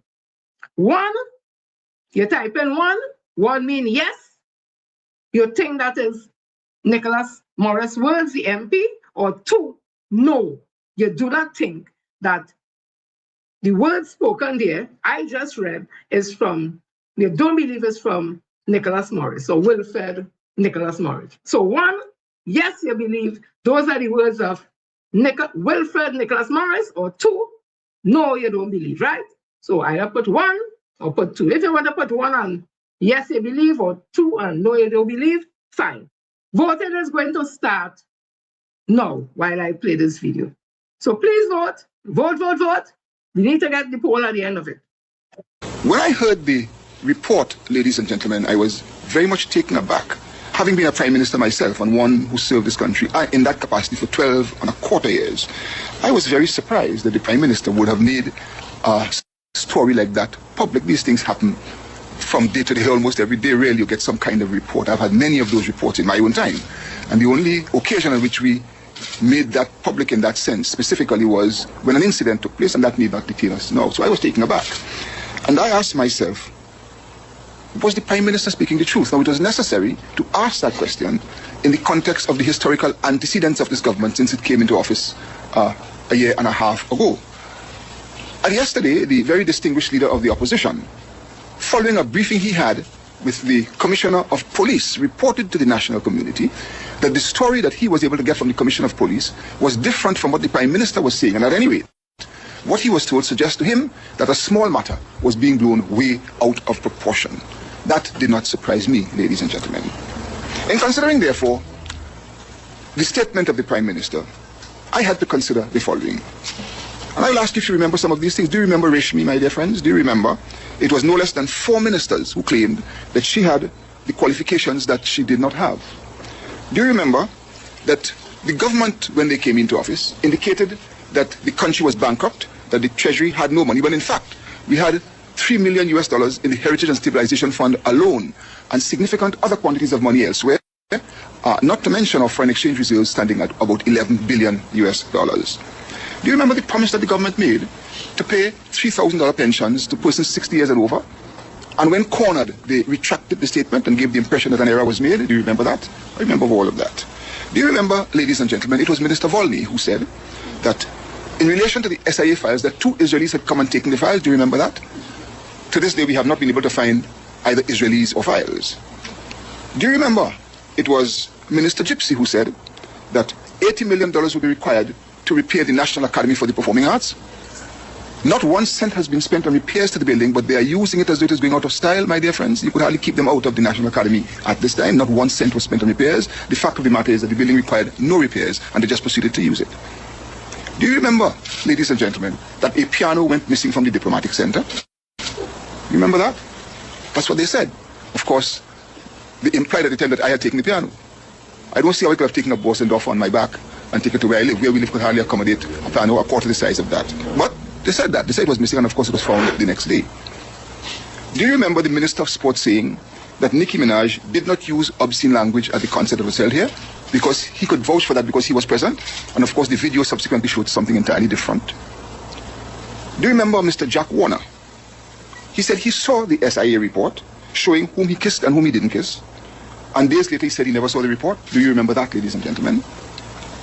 Do you remember that they said that Fazil Mohammed was fired as part of a restructuring exercise? Of course, no restructuring has taken place. Do you remember the story that Anil Roberts gave when he crashed the SUV? And do you remember that they said that there was an imminent national security crisis involving gangs from other countries, which led them to call the state of emergency? And do you remember how many different persons gave different reasons for calling the state of emergency, until finally they settled on it was called to treat with crime? Do you remember all of that? In other words, ladies and gentlemen, the government has in a very short time developed a reputation for being unable to speak the truth. They are strangers to the truth. And in fact, we and I now have great difficulty in believing anything the government of Trinidad and Tobago says. And I want to assure you, it is not a question of liars becoming ministers, my dear friends. Or it's not a question of ministers becoming liars. It is a question of liars becoming ministers. That is what it is. And therefore it is against that background that I had to consider what the Prime Minister said. That an assassination attempt was being made against herself and 3 of her ministers, the threat coming from the drug lords. My dear friends, we've had 3 press conferences here over the last few weeks in which we examined the government's relation to the drug trade. And it appears to me as though the drug lords are by no means enemies of the government. They appear to be their friends. I wish to remind you that when the government came into office, one of the first things they did is they interfered with the SIA, the Security Intelligence Agency, which is the agency that was given the responsibility for electronic intelligence with specific reference to the drug trade. They interfered with it in a way that undermined its ability to properly do its job. Do you remember when the government came in that they moved against the Special Anti-Crime Unit SORT, and in fact it is virtually closed down at this time? SORT was set up as an elite unit to deal with high-profile crime with specific reference to drugs. SORT today is a shell of itself. In fact, it is virtually defunct. Do you remember, ladies and gentlemen, that the airship, so-called blimp, which was a high-technology tool that was used and was purchased to be used in the anti-drug effort, do you remember that they just stopped that the use of that particular airship, and they are seeking to sell it? Do you remember, ladies and gentlemen, that they stopped the purchase of the 3 offshore patrol vessels? And may I remind you, the offshore patrol vessels were part of the outer cordon that was designed to deal specifically with the drug trade, and that those 3 boats were being purchased by Trinidad and Tobago at a cost of $1.3 billion, and that they stopped the purchase of those 3 boats after 91% of the cost of the first OPV had been paid, 79% of the cost of the second one, and 61% of the cost of the third. These costs have already been paid. Out of a total, it is about 77% of a total of $1.3 billion already paid, and they have cancelled those 3 vessels, and they are now seeking to purchase 2 vessels, 60-meter vessels, as opposed to 90-meter vessels, which are unable to properly police the exclusive economic zone extending for 200 miles to the east of Trinidad and Tobago because of the condition of the sea state in that area, and it needs a longer boat to be able to properly do it. But that was of no concern to them. They just cancelled the 3 OPVs and struck a major blow against the anti-drug effort. Do you remember, ladies and gentlemen, that the operators of the radar system, the 360-degree radar system that was set up to give 360-degree coverage of the coastline of Trinidad and Tobago, that those operators were sent to Israel, from where the system was purchased, to learn the operation of that system. And when this government came in, they have sent every one of them home, and the system today is being operated by persons who were not trained to do so, and therefore with results that are very questionable. And do you remember the FIU, the Financial Intelligence Unit, designed to deal with money laundering, and a continuing attempt by the government to ensure that somebody favorable to them heads the unit for reasons that remain obscure to the uninitiated observer. All of these considerations one had to take into account. All of these considerations. And because they have done all of this, it appears to me, ladies and gentlemen, that the drug lords of whom they complain are by no means their enemies, but the drug lords appear to be their friends. I want to remind you that in the general elections of 2010, the PNM was able to raise $23 million in campaign contributions, and the People's Partnership, by one of their own, has indicated that they have raised $400 million. Those are the facts. And therefore, when I heard that the drug lords were after the Prime Minister and 3 of her ministers, I had to laugh, because the drug lords are by no means their enemies. It appears to me that the drug lords are their friends. And there was something else that I couldn't comprehend. I couldn't understand. Why would anybody would want to kill Mr. Chanji Sharma? I couldn't understand that. As ministers go, he's the least of the apostles and a very ineffective minister. Unless, of course, there are other considerations in the matter. I do not know. The next thing you're going to hear is that somebody would want to kill the minister of the people. I mean, this is the way the government seems to be conducting its business.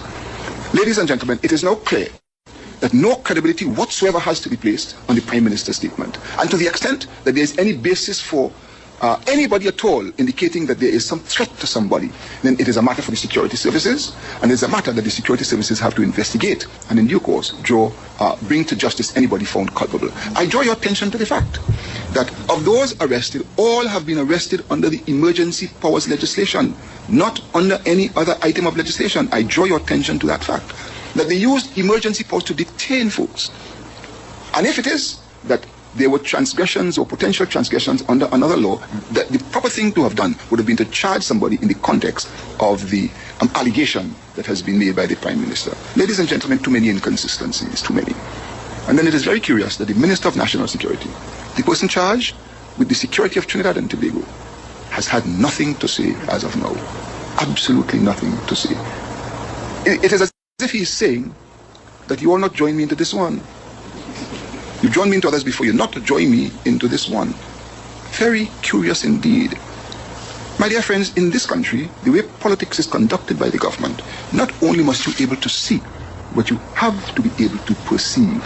It is not just what is said, it is what is not said, and the twists that are given to what is said. The question therefore arises as to why was this position taken?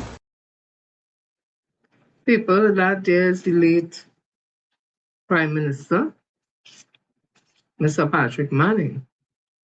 And if you listen carefully, you will hear what he has said in relation to the UNC and crime. Not me say so. But listen to this. That was in 2011. This here with David Mohammed. I'm playing it again because I don't know. Listen again. It says on page 80, there exists in Trinidad and Tobago presently interlocking directorates made up of primarily Indo-Trinbagonian drug lords or their functionaries in the public sector who enjoy special relationships with the entire UNC government. And he talks about the East Indian drug cartel. Okay. So, let me move on. All of a sudden, all this conversation again about Bali's house. Listen to this. The People's National Movement says it has no fear of any investigation into the financing of the reconstruction of Balize House, as it dismissed online speculation as political intimidation by the government. At a news briefing today, Opposition Senator Dr. Amy Brown said neither he nor the party would be intimidated by unconfirmed reports circulating on social media alleging that the police is investigating how the party financed its headquarters. No such investigation has been confirmed by the TTPS. Dr. Brown dismissed what he called online speculation as political intimidation by the government. That's the government's modus operandi, to use the media and yet their social media statements to try to intimidate those that they feel are their enemies. So until any investigation unfolds or something becomes concrete, there's no fear coming and no reaction that they may wish to their tactics of intimidation. The comments come amid renewed controversy over Balize House after Prime Minister Kamala Persad-Bissessar alleged in Parliament that it was linked to drug money and other criminality. Former Prime Minister Dr. Keith Rowley rejected the claims, challenging her to produce evidence. Dr. Rowley maintained that the party's headquarters was funded through member contributions, private donations, and authorized fundraising, including 5% of his own salary. Well, still to come in the news. Okay. Oh, you remember this? In a statement he issued, in which he says there are more questions to be answered, including the fact that the Prime Minister had initially stated that approval for her house was given by the San Fernando City Corporation, and now she says it's a Pinal-Debe Regional Corporation. Mr. Manning is calling on the Prime Minister to lay the documents she referred to in the Parliament, saying if they were laid, one can then determine if the house is in fact being constructed according to the approval given, or whether the structure was altered. Thirdly, Mr. Manning questions again the true cost of the house, saying the Prime Minister had initially said $3 million, but is now saying $4.5 million, and had offered it for sale to him at $30 million in what was said to be a giveaway price. He's asking what is the true value. And finally, Mr. Manning says while the House had been proceeding slowly over the last 8 years, according to the Prime Minister, there is a sudden acceleration of construction, and he asks whether becoming Prime Minister lands one into such extraordinary personal wealth to enable this.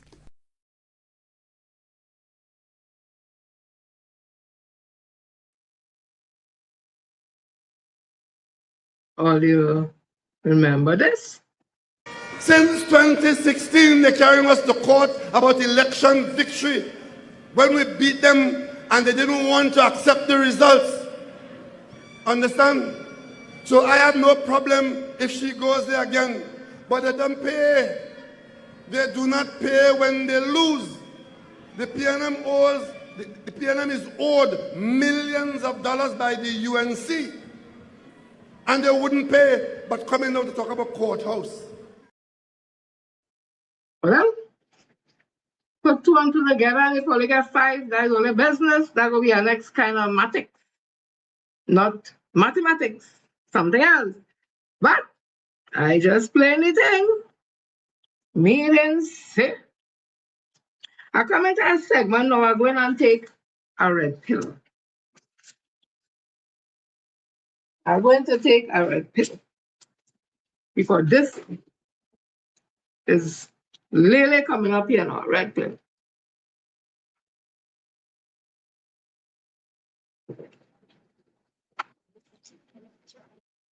Coming up to read my lips. So let me take my pills. So, I'm going down a lot of memory lane because these things are important to know how we reach here. We talk UNC business, we talking PNM business, so because them is the two major party, you can't run from conversation. You can't just want to talk about one party who doing all kind of thing and you doing all kind of thing and the next way also. All they bring it in the open, all they put it out there, so it out there. All they remember these things, how we get here. How we get here. Position of Prime Minister and political leader. Any division in making Minister Young was one of he was one of the two people who would offer themselves to accept the position if it was offered, and Minister Young came out with the majority of support. The other person was Minister Beckers. What are the qualities in Minister? Because I know earlier you said you had no pick or you had no favorites, but all indication you had put a lot of trust in Minister Young from very early and then recently letting him hold the reins as Prime Minister. What are the qualities in Minister Young that you are so confident about that he'll make a good Prime Minister and a good representative of the people? Well, Minister Young has been in government now for, this is going into our 10th year, operating out of the office of the Prime Minister, where he would have seen the government close up and would have participated in the government. I have seen him at work on many very detailed and technical assignments, and he has not only done the job but has distinguished himself. I have worked very closely with Minister Young, and while many other members of the cabinet could also have been considered, I have no doubt that Minister Young's experience, his dedication, and his commitment to the people of Trinidad and Tobago will ensure that during the period that he has the responsibility for being Prime Minister, he will continue to put the people of Trinidad and Tobago's interests first, and his competence and experience will allow us to get the best of an officer. Time. Listen to this. Bringing it back. Well, I mean, we all know he has served the party, served the country very, very, very well. 45 years in an institution is a record I think anybody would want to achieve. And we have seen improvements in the country, in the party. I just want to wish him well. I have had the great honor of serving, under him. Both in the Senate and in the House. And I'm proud of the work he has done. Of course, he's spoken about going to be with his family. That's always the biggest challenge in politics, that your family who really is the most important thing in terms of the support. And I really want to take the opportunity to acknowledge the work he has done for the party and the country. How much do you anticipate the succession planning to kind of dominate this morning's discussion? I don't know. I'd rather not comment on this morning. Some people are suggesting that you may be looking at the leadership position. What do you say to that? As far as I know, at this point in time, there really isn't a vacancy. The important thing is an election is coming. I've had the opportunity again to serve Arima, and I just want to say to the people of Arima, the executive and the constituency, what a great honor it has been to serve, and of course to thank Dr. Rowley for giving me the opportunity again to return from the United States as the ambassador and to have had the opportunity to serve in his cabinet. But would you like to lead the party one day? Or be the next leader of the party? Always remember that I did challenge. I lost, and will you put your name again for leadership? Support. As I said, we will see how things go. Right now, the important thing is the retreat and how we ensure that we support the political leader and the Prime Minister at this time, as I know his commitment to the country. You think you'd make a good leader for the PNM? Thank you, ma'am. Take care. Right? So that was before the retreat, and I played you what came out after the retreat, what Dr. Rowley said about Stuart Young, and there was a vote, and who came out of that, right? We taking this thing and stepping in because we want to know how this thing reached here. Okay. So that happened. They had the vote. This one to this. How do you feel about the party supporting Stuart Young? Ms. Beckles, how do you feel tonight?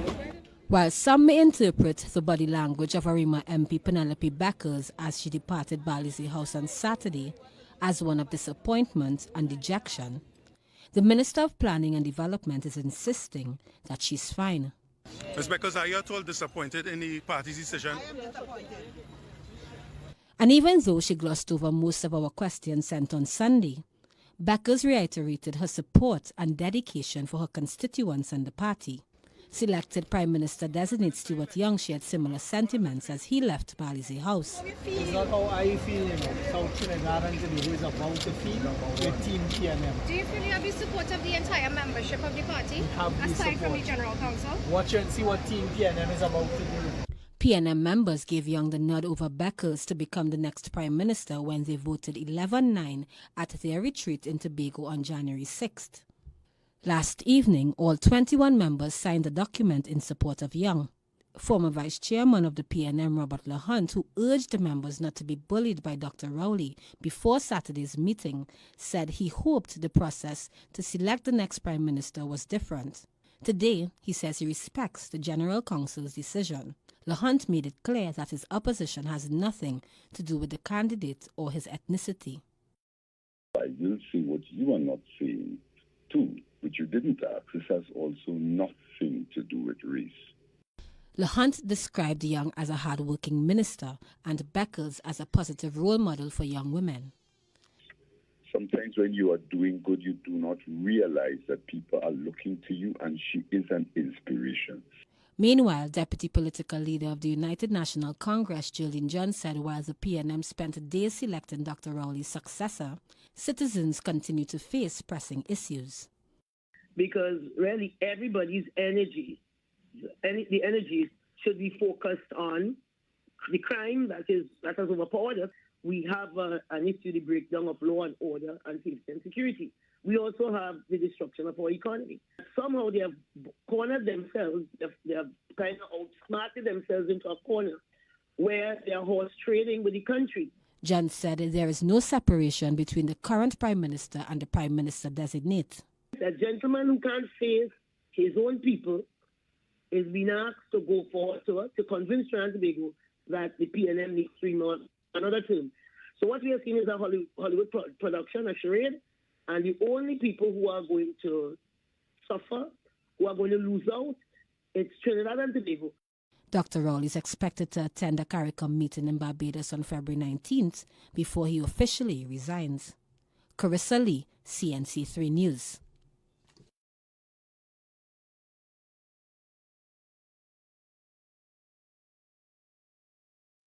Right? The only thing I agree with the now Minister of Works, however, when she said, is all a big show. Because apparently all who said that it's supporting wasn't supporting. But all the other things she said, I wonder what she was saying now with crime out of control, all that, because, and the energy sector and a mess and thing. I wonder what she's saying now. Let me continue with it. Listen to this one. Good night, ma'am. You have stamina, boy. You too, man. Can you tell us, are you satisfied with the outcome of the meeting? Let me just say that the meeting was a very productive meeting. I would have expressed my concerns that I have about the process, and General Council, the political leader, we would have all spoken very frankly about our concerns, and at the end of the day we agreed that the Honorable Prime Minister and political leader of the party, he has certain actions to take and he would do what is required, and we would all, at the end of the day, the General Council agreed in consensus, no vote was taken, that we support Stuart Young as the Prime Minister of Trinidad and Tobago, and we intend to work together in order to continue to present to Trinidad and Tobago good governance. But the thoughts? Right? What are them talking about supporting? They agreed with Dr. Rowley's position and that they're supporting Stuart Young. Listen to this. According to party stalwart and former Labour Minister Jennifer Baptiste-Primus, one man is manipulating the constitution of the People's National Movement. She made the statement in response to Monday's announcement that MP Stuart Young will succeed Prime Minister Dr. Keith Rowley, who is preparing to resign in the coming months. Baptiste-Primus argued that the move goes against the party's constitution and deprives the membership of their right to have a say in the matter. More from Candice Jackson. The selection of Stuart Young to succeed Prime Minister Dr. Keith Rowley by a PNM parliamentary caucus is being viewed as a backward approach by PNM stalwart Jennifer Baptiste-Primus. She explained that in the PNM, the political leader leads the government. How could you indicate that you want to leave the politics because you want to spend time with your family and your grandchildren, and all that is fine, but those reasons only apply to the prime ministership? Baptiste-Primus explained that Dr. Rowley should have prepared for his exit from public office before a general election year. Who is going to take us into the 2025 elections? The party must have a political leader, and the political leader is that person who takes the party into general elections. The PNM was expected to hold a special convention in 2024 to elect a new political leader, but the event was cancelled. Baptiste-Primus stated that instead of following through with the party's established process, Dr. Rowley chose to take matters into his own hands. He preferred to announce his resignation and have a caucus decide the next prime minister. Everyone must know that that must trigger the process for the election of a new political leader. It cannot be an appointment.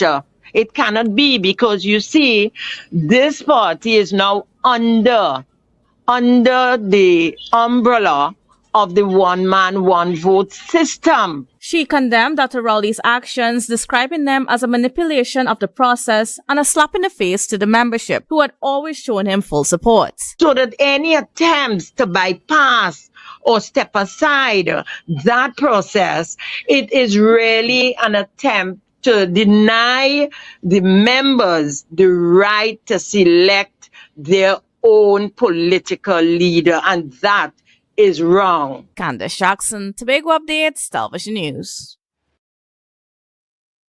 Didn't you just say they were supporting Dr. Rowley and the decision he made, and they're going to support Stuart Young? So they're supporting Stuart Young as the Prime Minister, who all they expected to lead the PNM into an election of the Prime Minister.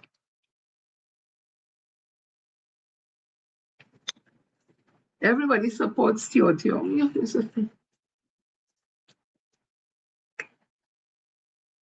They so love Dr. Rowley and Dr. Rowley, the now political leader. Dr. Rowley has done so much. Listen to this. I come on the people meet up all just now. Listen to this. First it was Renuka Sagram Singh Suklal criticizing her party's actions. And now a sitting PNM MP is also calling out her party, asking where's the respect for former leader Dr. Keith Rowley. Airing her views publicly on social media today, Camille Robinson-Regis said she's inclined to believe Dr. Rowley when he said he received no invitation to the PNM's 70th anniversary celebrations in January because she believes he is not careless with the truth. And while the PNM maintains that an official invite was sent to Dr. Rowley's residence and that they missed him on the day of the function, Keith Christopher Rowley, wherever you are today, we love you in the PNM. Robinson-Regis maintains that this goes beyond a mere invitation and questioned where's the respect from the PNM for people who helped build the party. Well, today we reached back out to PNM General Secretary Foster Cummings, who said they looked into the matter. The invite was in fact sent out, but he cannot confirm if Dr. Rowley received it. Don't know what may have happened in terms of receipt of it. I can't speak to that, but what we will do on our end is to make sure and continue to improve our operations to make sure that things like this do not reoccur. The General Secretary said they have the utmost respect for Dr. Rowley and there was no intention to be disrespectful. But former General Secretary Ashton Ford believes the party was being disrespectful, and he said the new executive must learn humility.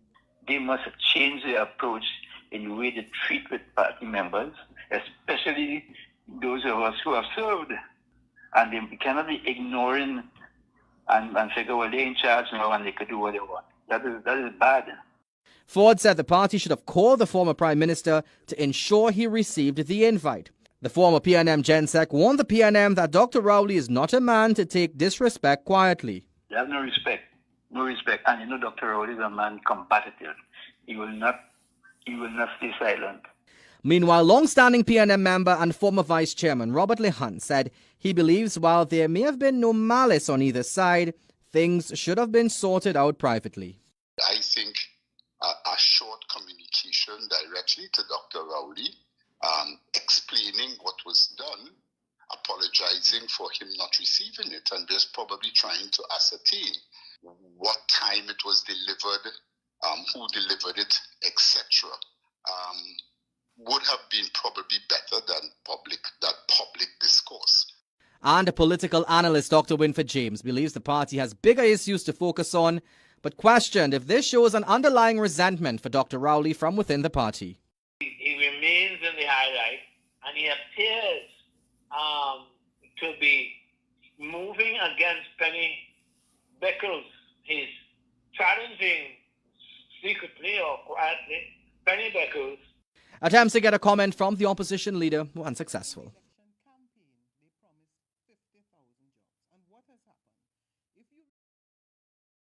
Right? I show you how this thing probably started, and the perception people are when they talk about the unity and those study who don't like who and who like whoever, and we quietly rebuilding. I wonder if they're taking all these things into consideration and if they're going to treat with that. I comment on something. Director, put back up the poll left from let me see how people voted, please. You remember the question was, do you believe that it was the MP from Yarrow, Wilfred, I think Nicholas Morris would have written those words on the post, and I read the post about 3 times. So this is the, you all want to vote, yes, you believe, number 1, 2, you don't believe, no, right? So this is the poll. 92% say yes, they believe that those words on the text message I sent came from the Honorable MP from Yarrow, Wilfred Nicholas Morris. You all believe that those are his words, 92%. And 8% say no, those are not his words, right? This was the Jenny People Meter poll, right? Let me move on. We move on, we can come into hard questions.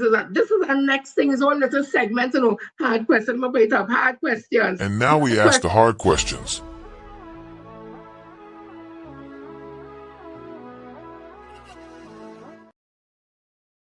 Right. Let me tell you a little bit about hard questions, right? So, leaders should not be afraid of hard questions. Instead, they should view them as essential tools for growth rather than being threats. Tough inquiries act as indicators of engagement, build institutional trust, and uncover blind spots. Embracing difficult questions is vital for effective leadership. It reveals trust. When teams ask hard questions, it shows that they feel safe enough to speak the truth to power. When employees stop asking questions, so we're looking at it not just workers, employees, but members of organizations, right? When employees stop asking questions, it often means they have mentally checked out.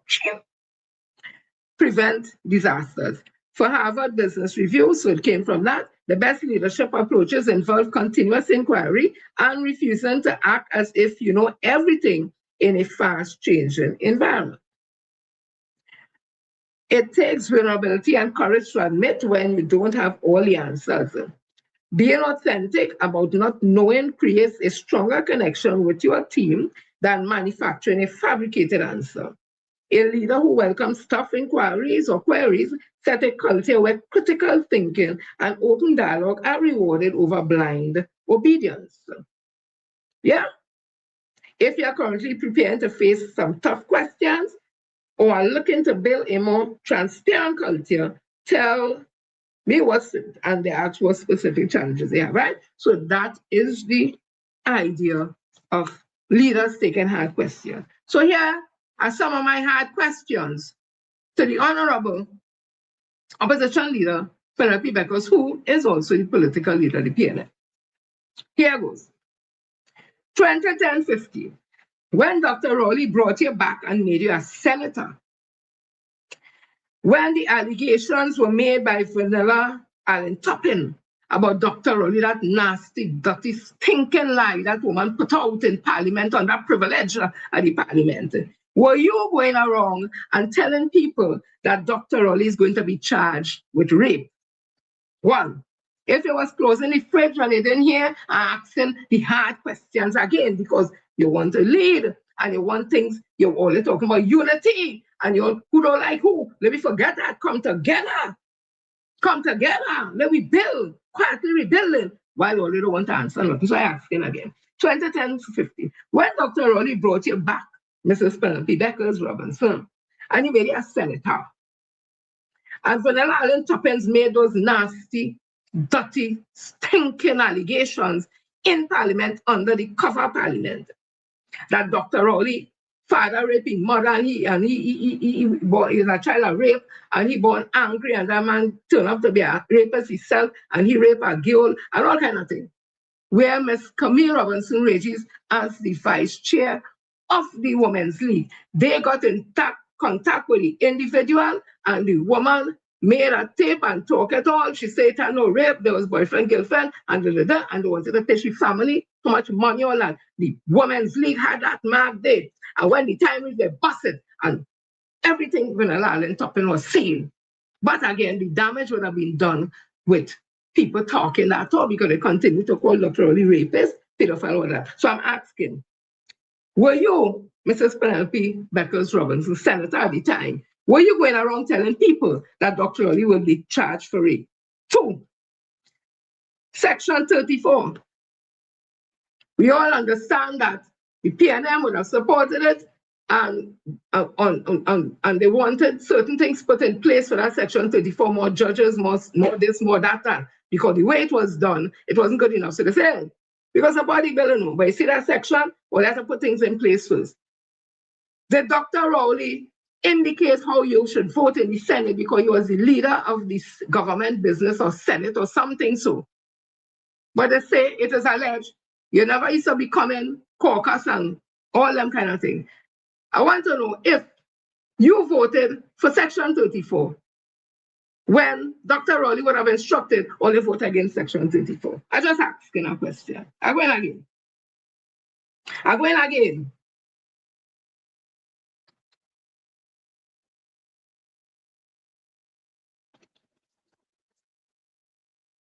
I'm going again. Have questions. Because they want, now you see, they want to be in leadership. And the only talking is gender thing. All they're talking about is gender. Like, we must just support the honorable lady because she's a woman. And not because she has the ability. So just support you. She's a woman. All of we must come together and support she. She's a woman and she did a long time. Don't ask you no question. Nobody must say nothing. Put your finger on your lip. Stand up and say, yes, we are women. And we the women in PNM. And we are the blah, blah, blah. And nothing behind it. I want to ask you one more hard question, because as the time go along, I have questions, not only for you alone, ma'am. So don't feel it's just you alone. Hard question will be asked. So whoever I choose to ask questions to. Let me ask you this last question here now. Because you want to be in leadership. You only want to build. If you want to build, you have to have truth. So I ask a question, me you know. And a lot of people may not know, and I'm glad to hear your answer. I want to ask you, madam, why were you removed as a senator and leader of the opposition in the Senate in 2013-14? Could you answer me that, honorable opposition leader, Penelope Beckers Robinson? Why were you removed as a senator and leader of the opposition in the Senate 2013-14? I'm going to leave it there. Those are the hard questions, because you want to be a leader.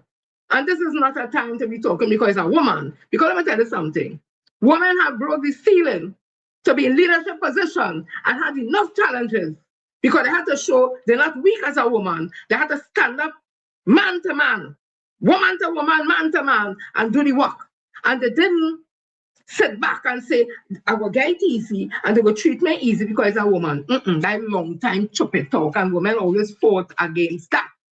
They had always fought against that. So we ain't buying this thing. It's a woman, let all of we. And you see this women's league, all they making some kind of cult that surround she and protection. Nobody mustn't say nothing. All they're not thinking about the future of this country. All they're not thinking about the generation to come in this country. All they're not thinking about all the children in this country and their future. All they're thinking that, or is it all they're just thinking, or they could get something. And if I support she, I will get something. That's what the support is about. Because it could never be about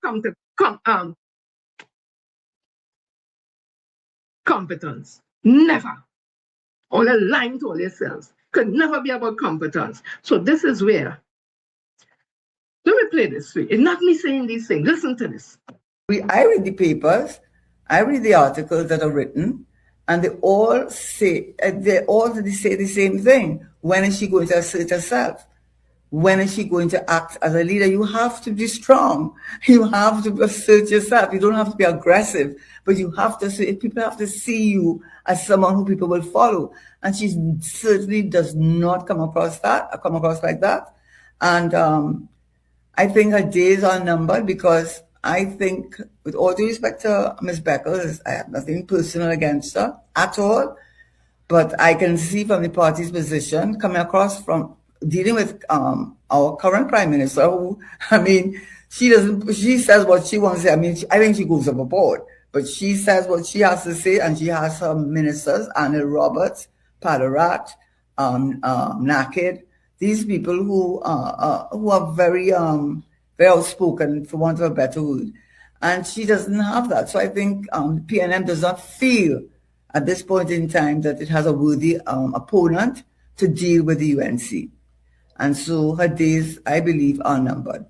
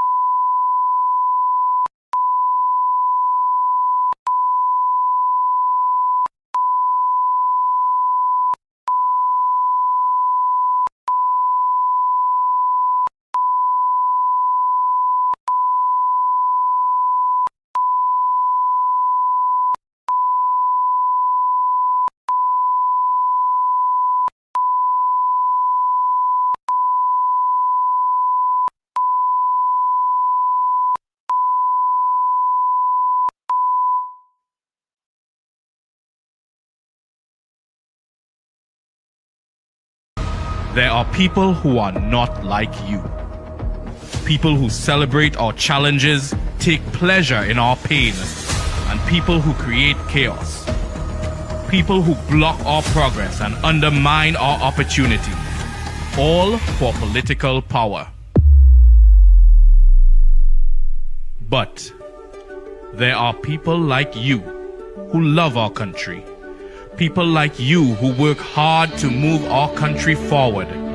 People like you who want a better future for the next generation. There are people like you who want to see Trinidad and Tobago succeed. With people like you, we will continue to fight for our country.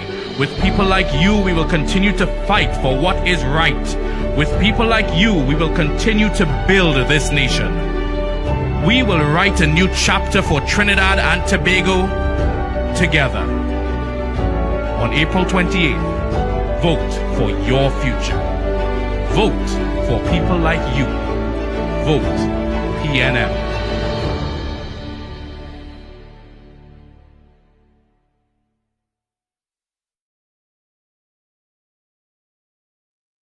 I don't know what decisions some all make. And slimy and all of this is not perfection show. The BDP had to go with my lip. This is not perfection. This is authenticity. Authentic. Listen, this is authentic thing here. How it come out anything, whatever. If you're looking for perfection, go CBS, CNN, MSBC, and all movie and Hollywood, all that. Yeah, this is not one of them shows. The language will be green, words can't pronounce, spit my flout out my mouth.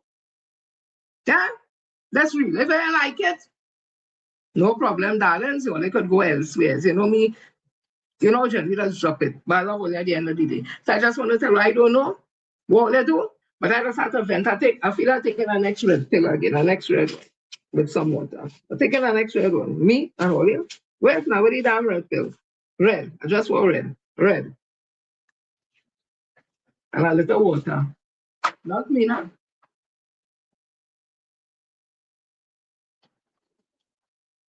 All of them say they're supporting Stuart Young. They signed the paper out 21. They say they're supporting Stuart Young. All of them. Then go on TV show and say Dr. Rowley manipulated the Constitution. They go all about and say that and say that, all kind of things. When 13 come and win the seat now, 7 alone go on to just pick one person and the next 6 say no. But forget that. Forget that and move. When you ask you, so you want to be leader? Well, Dr. Rowley, so all kind of glowing thing about Dr. Rowley. But they leave out the man out of the 70th anniversary. If all you say stand up, people are telling all you run.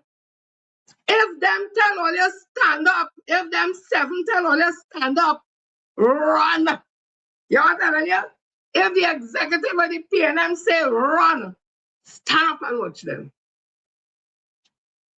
This is my opinion. Plenty people have my opinion nowadays. They could say what they want. They could say what they want. PNM, and they could say UNC paying me, or Stuart Young paying me. They could say all kind of people paying me. My hands, you know the right about hands are clean and heart is clear. My hands clean. My finger might be just bent, but my hands clean. And my heart pure. As much as it could be, because none of we are perfect. But I'll tell you what, I don't have a penchant. Yeah, the word penchant. Yes, I don't have a penchant. I think that's how they pronounce it. For telling no lies on nobody and fighting on nobody. I say it as I see it. And sometimes the truth is hard. People are telling me truth about me to and if it's the truth. What I go say? What I go say? It might hurt me, but I don't say, well, yeah, I already said, what do you want me to say? Yeah? So I say it again. This is one truth we could take after the show, today's Friday, have it over the weekend. The PNM ain't going nowhere with Mrs. Penelope Beckles Robinson. All the nice ladies, she nice. That has nothing to do with politics. And you can't talk one thing out of your mouth so, and the next thing out of so. And next question. Oh, but this come out of the hard question, but I'm not still asking it again. I want to know if there's any truth. And when it wasn't chosen to go up as the candidate for Rima, and was Laurel Lizama, the one who say I is an attack dog for Stuart Young, but I tell she, I prefer to be an attack dog for Stuart Young than I'm going to tell her what I tell she, you just say. But anyhow, this is different thing. When Laurel Lizama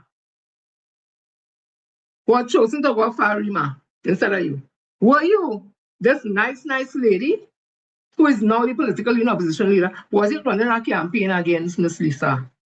No, Miss Lizama, Laurel Lizama.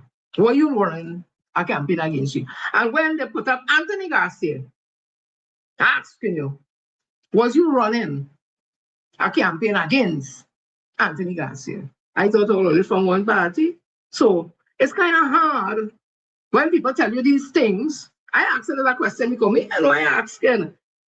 And then everyone says so nice and it's so pious and whatever. And you had that kind of streak in you. Come now and all on to build unity, bring all them things in the open, let people get it out and talk about it and we move on. But only can't do that. Because only don't want to hear the truth. So people again, the PNM ain't going far with Miss Penelope Beckles. She just don't have it. And they can say what they want with me. I hear somebody, well, oh, you only trying and you're so negative. Yeah. Lisa, whoever is Lisa, It's nothing about me giving up, darling. I put in the truth on this. So Lisa, from on the chat, if you don't like what I said, then you have to question yourself and ask yourself why. You could support the lady as much as you want and love. She, that has nothing to do with this politics. So Miss Lisa, when I put up with Ting and telling me, what if I go stop and Miss Lady, with all due respect to you, darling, you live in Nana Land. You keep living there and feel nice lady, and is a lady, and we must rally around she, and see what then go up for the political leader, and meeting up in Tanapuna. You're going back telling the people again, you're the political leader, you went up on a post. Listen now, people hear that story over and over and over and over. Please, start with the real thing now. Start with the real issues now. Start with the real issues. We don't know already you went up on a post, for whatever reason. You went up on a post. Here, Lisa, like you don't ever stop. So this tasteful, because I put Madam PLOL, where you get this sudden love for former PM, Mr. Manning. She find I just tasteful. Yeah, well, where you suddenly get that love? You had so much love for him on the eve, or the week before his death, anniversary of his death. His son who won back the seat, that legacy day, for San Fernando East. Or they had meeting in Marabella. They so love Mr. Manning. They so love him that his son bring home the seat for a PNM because it wasn't for Brian Manning. PNM would have lost it whole South, one seat in South. Or they had meeting in Marabella. And the man who bring home the seat, his father who is so love and all, they have so much to say now about him. Mr. Patrick Manning, bless his soul. His son who win the seat, keep it legacy. Or then even have him talk on the platform and all talking love. Look, all they give me a blasted chance.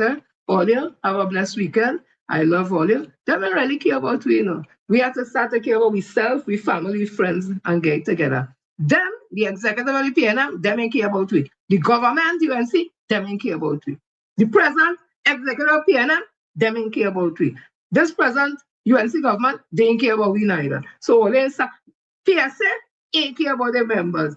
So they continue to look for people to care for them and don't care for themselves and all their family and all their friends. And let me do this together. Yeah?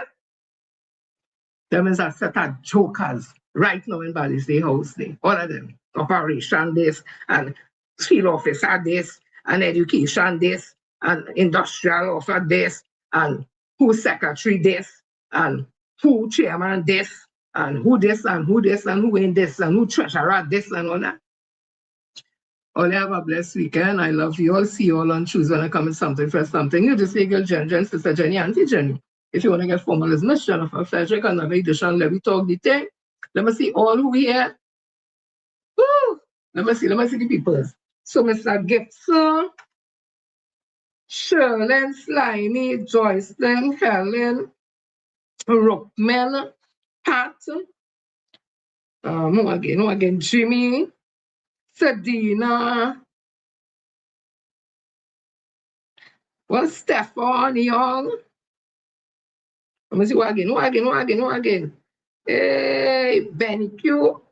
I think I'm pronouncing it right. Annette. Who again? Hey, conversation will be hot on YouTube, you know. All right, I think that is all of them that be talking among themselves, they'll be laughing, all kind of thing. Right? Everybody. I see Nayabo, I think she on Facebook, I'm not sure. Pat, Marlene, yes, Point Kumana, Sharon's, I see Attila. All right, yes, Attila, right, yes, Jenny, where you going with all this, boy? Why going with this? Why going with what? Attila, type and tell me what you mean we're going with what? Tell me what? What exactly are you going with? I'm not the only person that's talking now. So why going with what? You need to be specific, sweetheart, so I know what you're talking about. Be very specific. So send me a message now, Attila, and tell me what you mean when you ask me why going with this. And it's still a love at the end of the day. But tell me exactly what you mean when you say, why going with this? Why is it this? Tell me, sir, I don't know exactly what you're talking about. Don't leave me in suspense. No disrespect. So here's Melka, Vernie, Emmeline, Andrew from out in Britain, Roslyn, Sarah, Charles, Ruthven, Joyce, Angela Rodriguez Lacroix, Joyce, I said Shireen, Zion, Diamond, Julian Hamilton, seen you know, long may hear you. Bolty, Constance, everybody, love you all and thing. Attila, you put it up yet? We're going with this, what exactly talking about? If you're talking about my conversation on PNM, I want them to get strong. And the business all out in the road, so me ain't doing nothing there, you know. I'm just showing you that what caused the bacchanal, in my opinion, is from all them things come down since Dr. Rowley say leaving. And they went to Tobago, they had a caucus, I hear who cost and whatever, and when they come out there was a vote. So people had the opportunity to vote. One person went over one and they agreed they will support.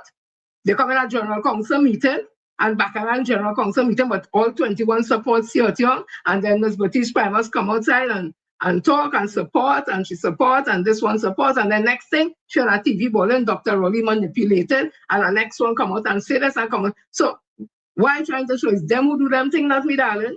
So that's what we're talking about. It's them who do that. And this is the era of social media, the things out there. It's not like long time. So if they don't want their business in the road, don't bring it in the road, stay in the general council. So I don't know if it's talking about sweetheart. Me ain't trying to show nothing. I can't show already, no. So don't use me as no scapegoat for nothing. It's out there. I just package it and show it. That is what they say. That is where Ms. Penelope Becker say. That is where Ms. Jennifer Baptiste Primus say. That is where Lehon say. That is where Ashton Ford say. That is what Ms. Camille Robinson Reggie say. That is where Karen, Storm and Karen, who drummed the people the gate for a funeral. That is what she say. That is what Dr. Rowley say. Is it not what me say? If they on video, them say so. So I don't know if it's like talking about. Let me see. Slimy. I ain't say I tell her put up anything, but if they were talking about sweetheart, my thing is just simply showing that when the bacchanal start with this whole Stuart Young thing, and if they want to fix that, that address all parts in that to get unity. The way they go in, they don't listen to nobody. All they're talking about is we must support she and support she's a woman and Ting wrong she, and the woman think it's a Ting wrong she, and anybody else talk, they must think. So somebody I put up a post and somebody responded. Me and know who the Lisa is, me and call the woman surname, nothing. I just read out what she said. People have a problem with what I say, but nobody have a problem with them doing. Look, let's stop the deceitfulness, eh? It goes both ways. Stop the deceitfulness. People, I love you all. Have a blessed weekend. I'm still looking to see if Ms. Attila tell me exactly what it is where I'm going with this. I don't know what is this. I don't really know what is this. Don't make me or the scapegoat, please. If it's that way talking about, not me, darling. And I still love you. Don't make me no scapegoat. Them put the things and bacchanal industry, and it has to be talked about. You can't want to fix and clean and heal when you want to deal with the issues that may have brought you here. Whether you didn't like it, you didn't like it, you didn't support, only said and do things. Stuart Young, in my opinion, felt he had only support. And in my opinion, only stab him in the back, figuratively speaking. Because people are going to imagine somebody say they have tape, not me, alleged tape where a certain PhD woman calling them to tell them, don't vote for Stuart Young because he's a Chinese and he this and that. It's me who do that. It's me who call people and tell them that. It's me who then walk around and tell people don't vote PNM. It's 33-3, we will come back from that, and 29 we will come back from that, and Stuart Young is a Chinese and this is a black party. It's me say them thing. Come now, man. Well, don't play the fool with me in the Saturday night. Now, if it's that you're talking about, but I still love you, darling. People, as I said, have a blessed night, have a blessed weekend. See you on Tuesday and come with something fresh, something new. This is your Jen, Sister Jenny, Auntie Jenny. If you want to get formal, it's Miss Jennifer Frederick and edition. Let me talk the thing. Support Bounce Up Central. Like and subscribe. Support the page. Let me talk the thing. And I'm saying it again, if it was closing the fish or not, it's my opinion. It's my opinion. that the political leader and opposition leader of the People's National Movement can't take the country nowhere and can't take the PNM nowhere. She just doesn't have it. She has no charisma, she has no she has no political aptitude, she has no political skill. She's politically weak. Before I go, let me play this.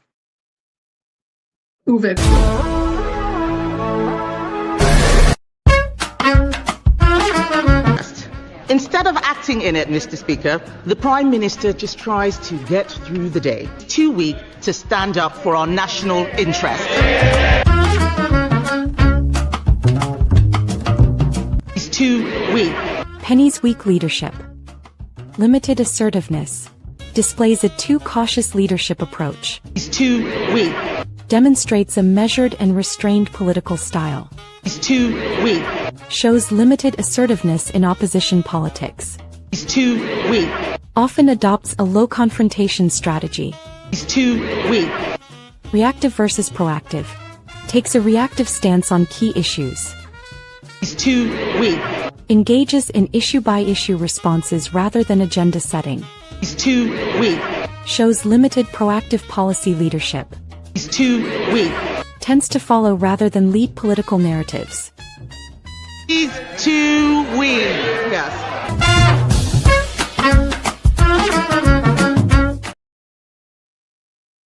Go on, people. Have a blessed one. Love you all. Love everybody, everybody.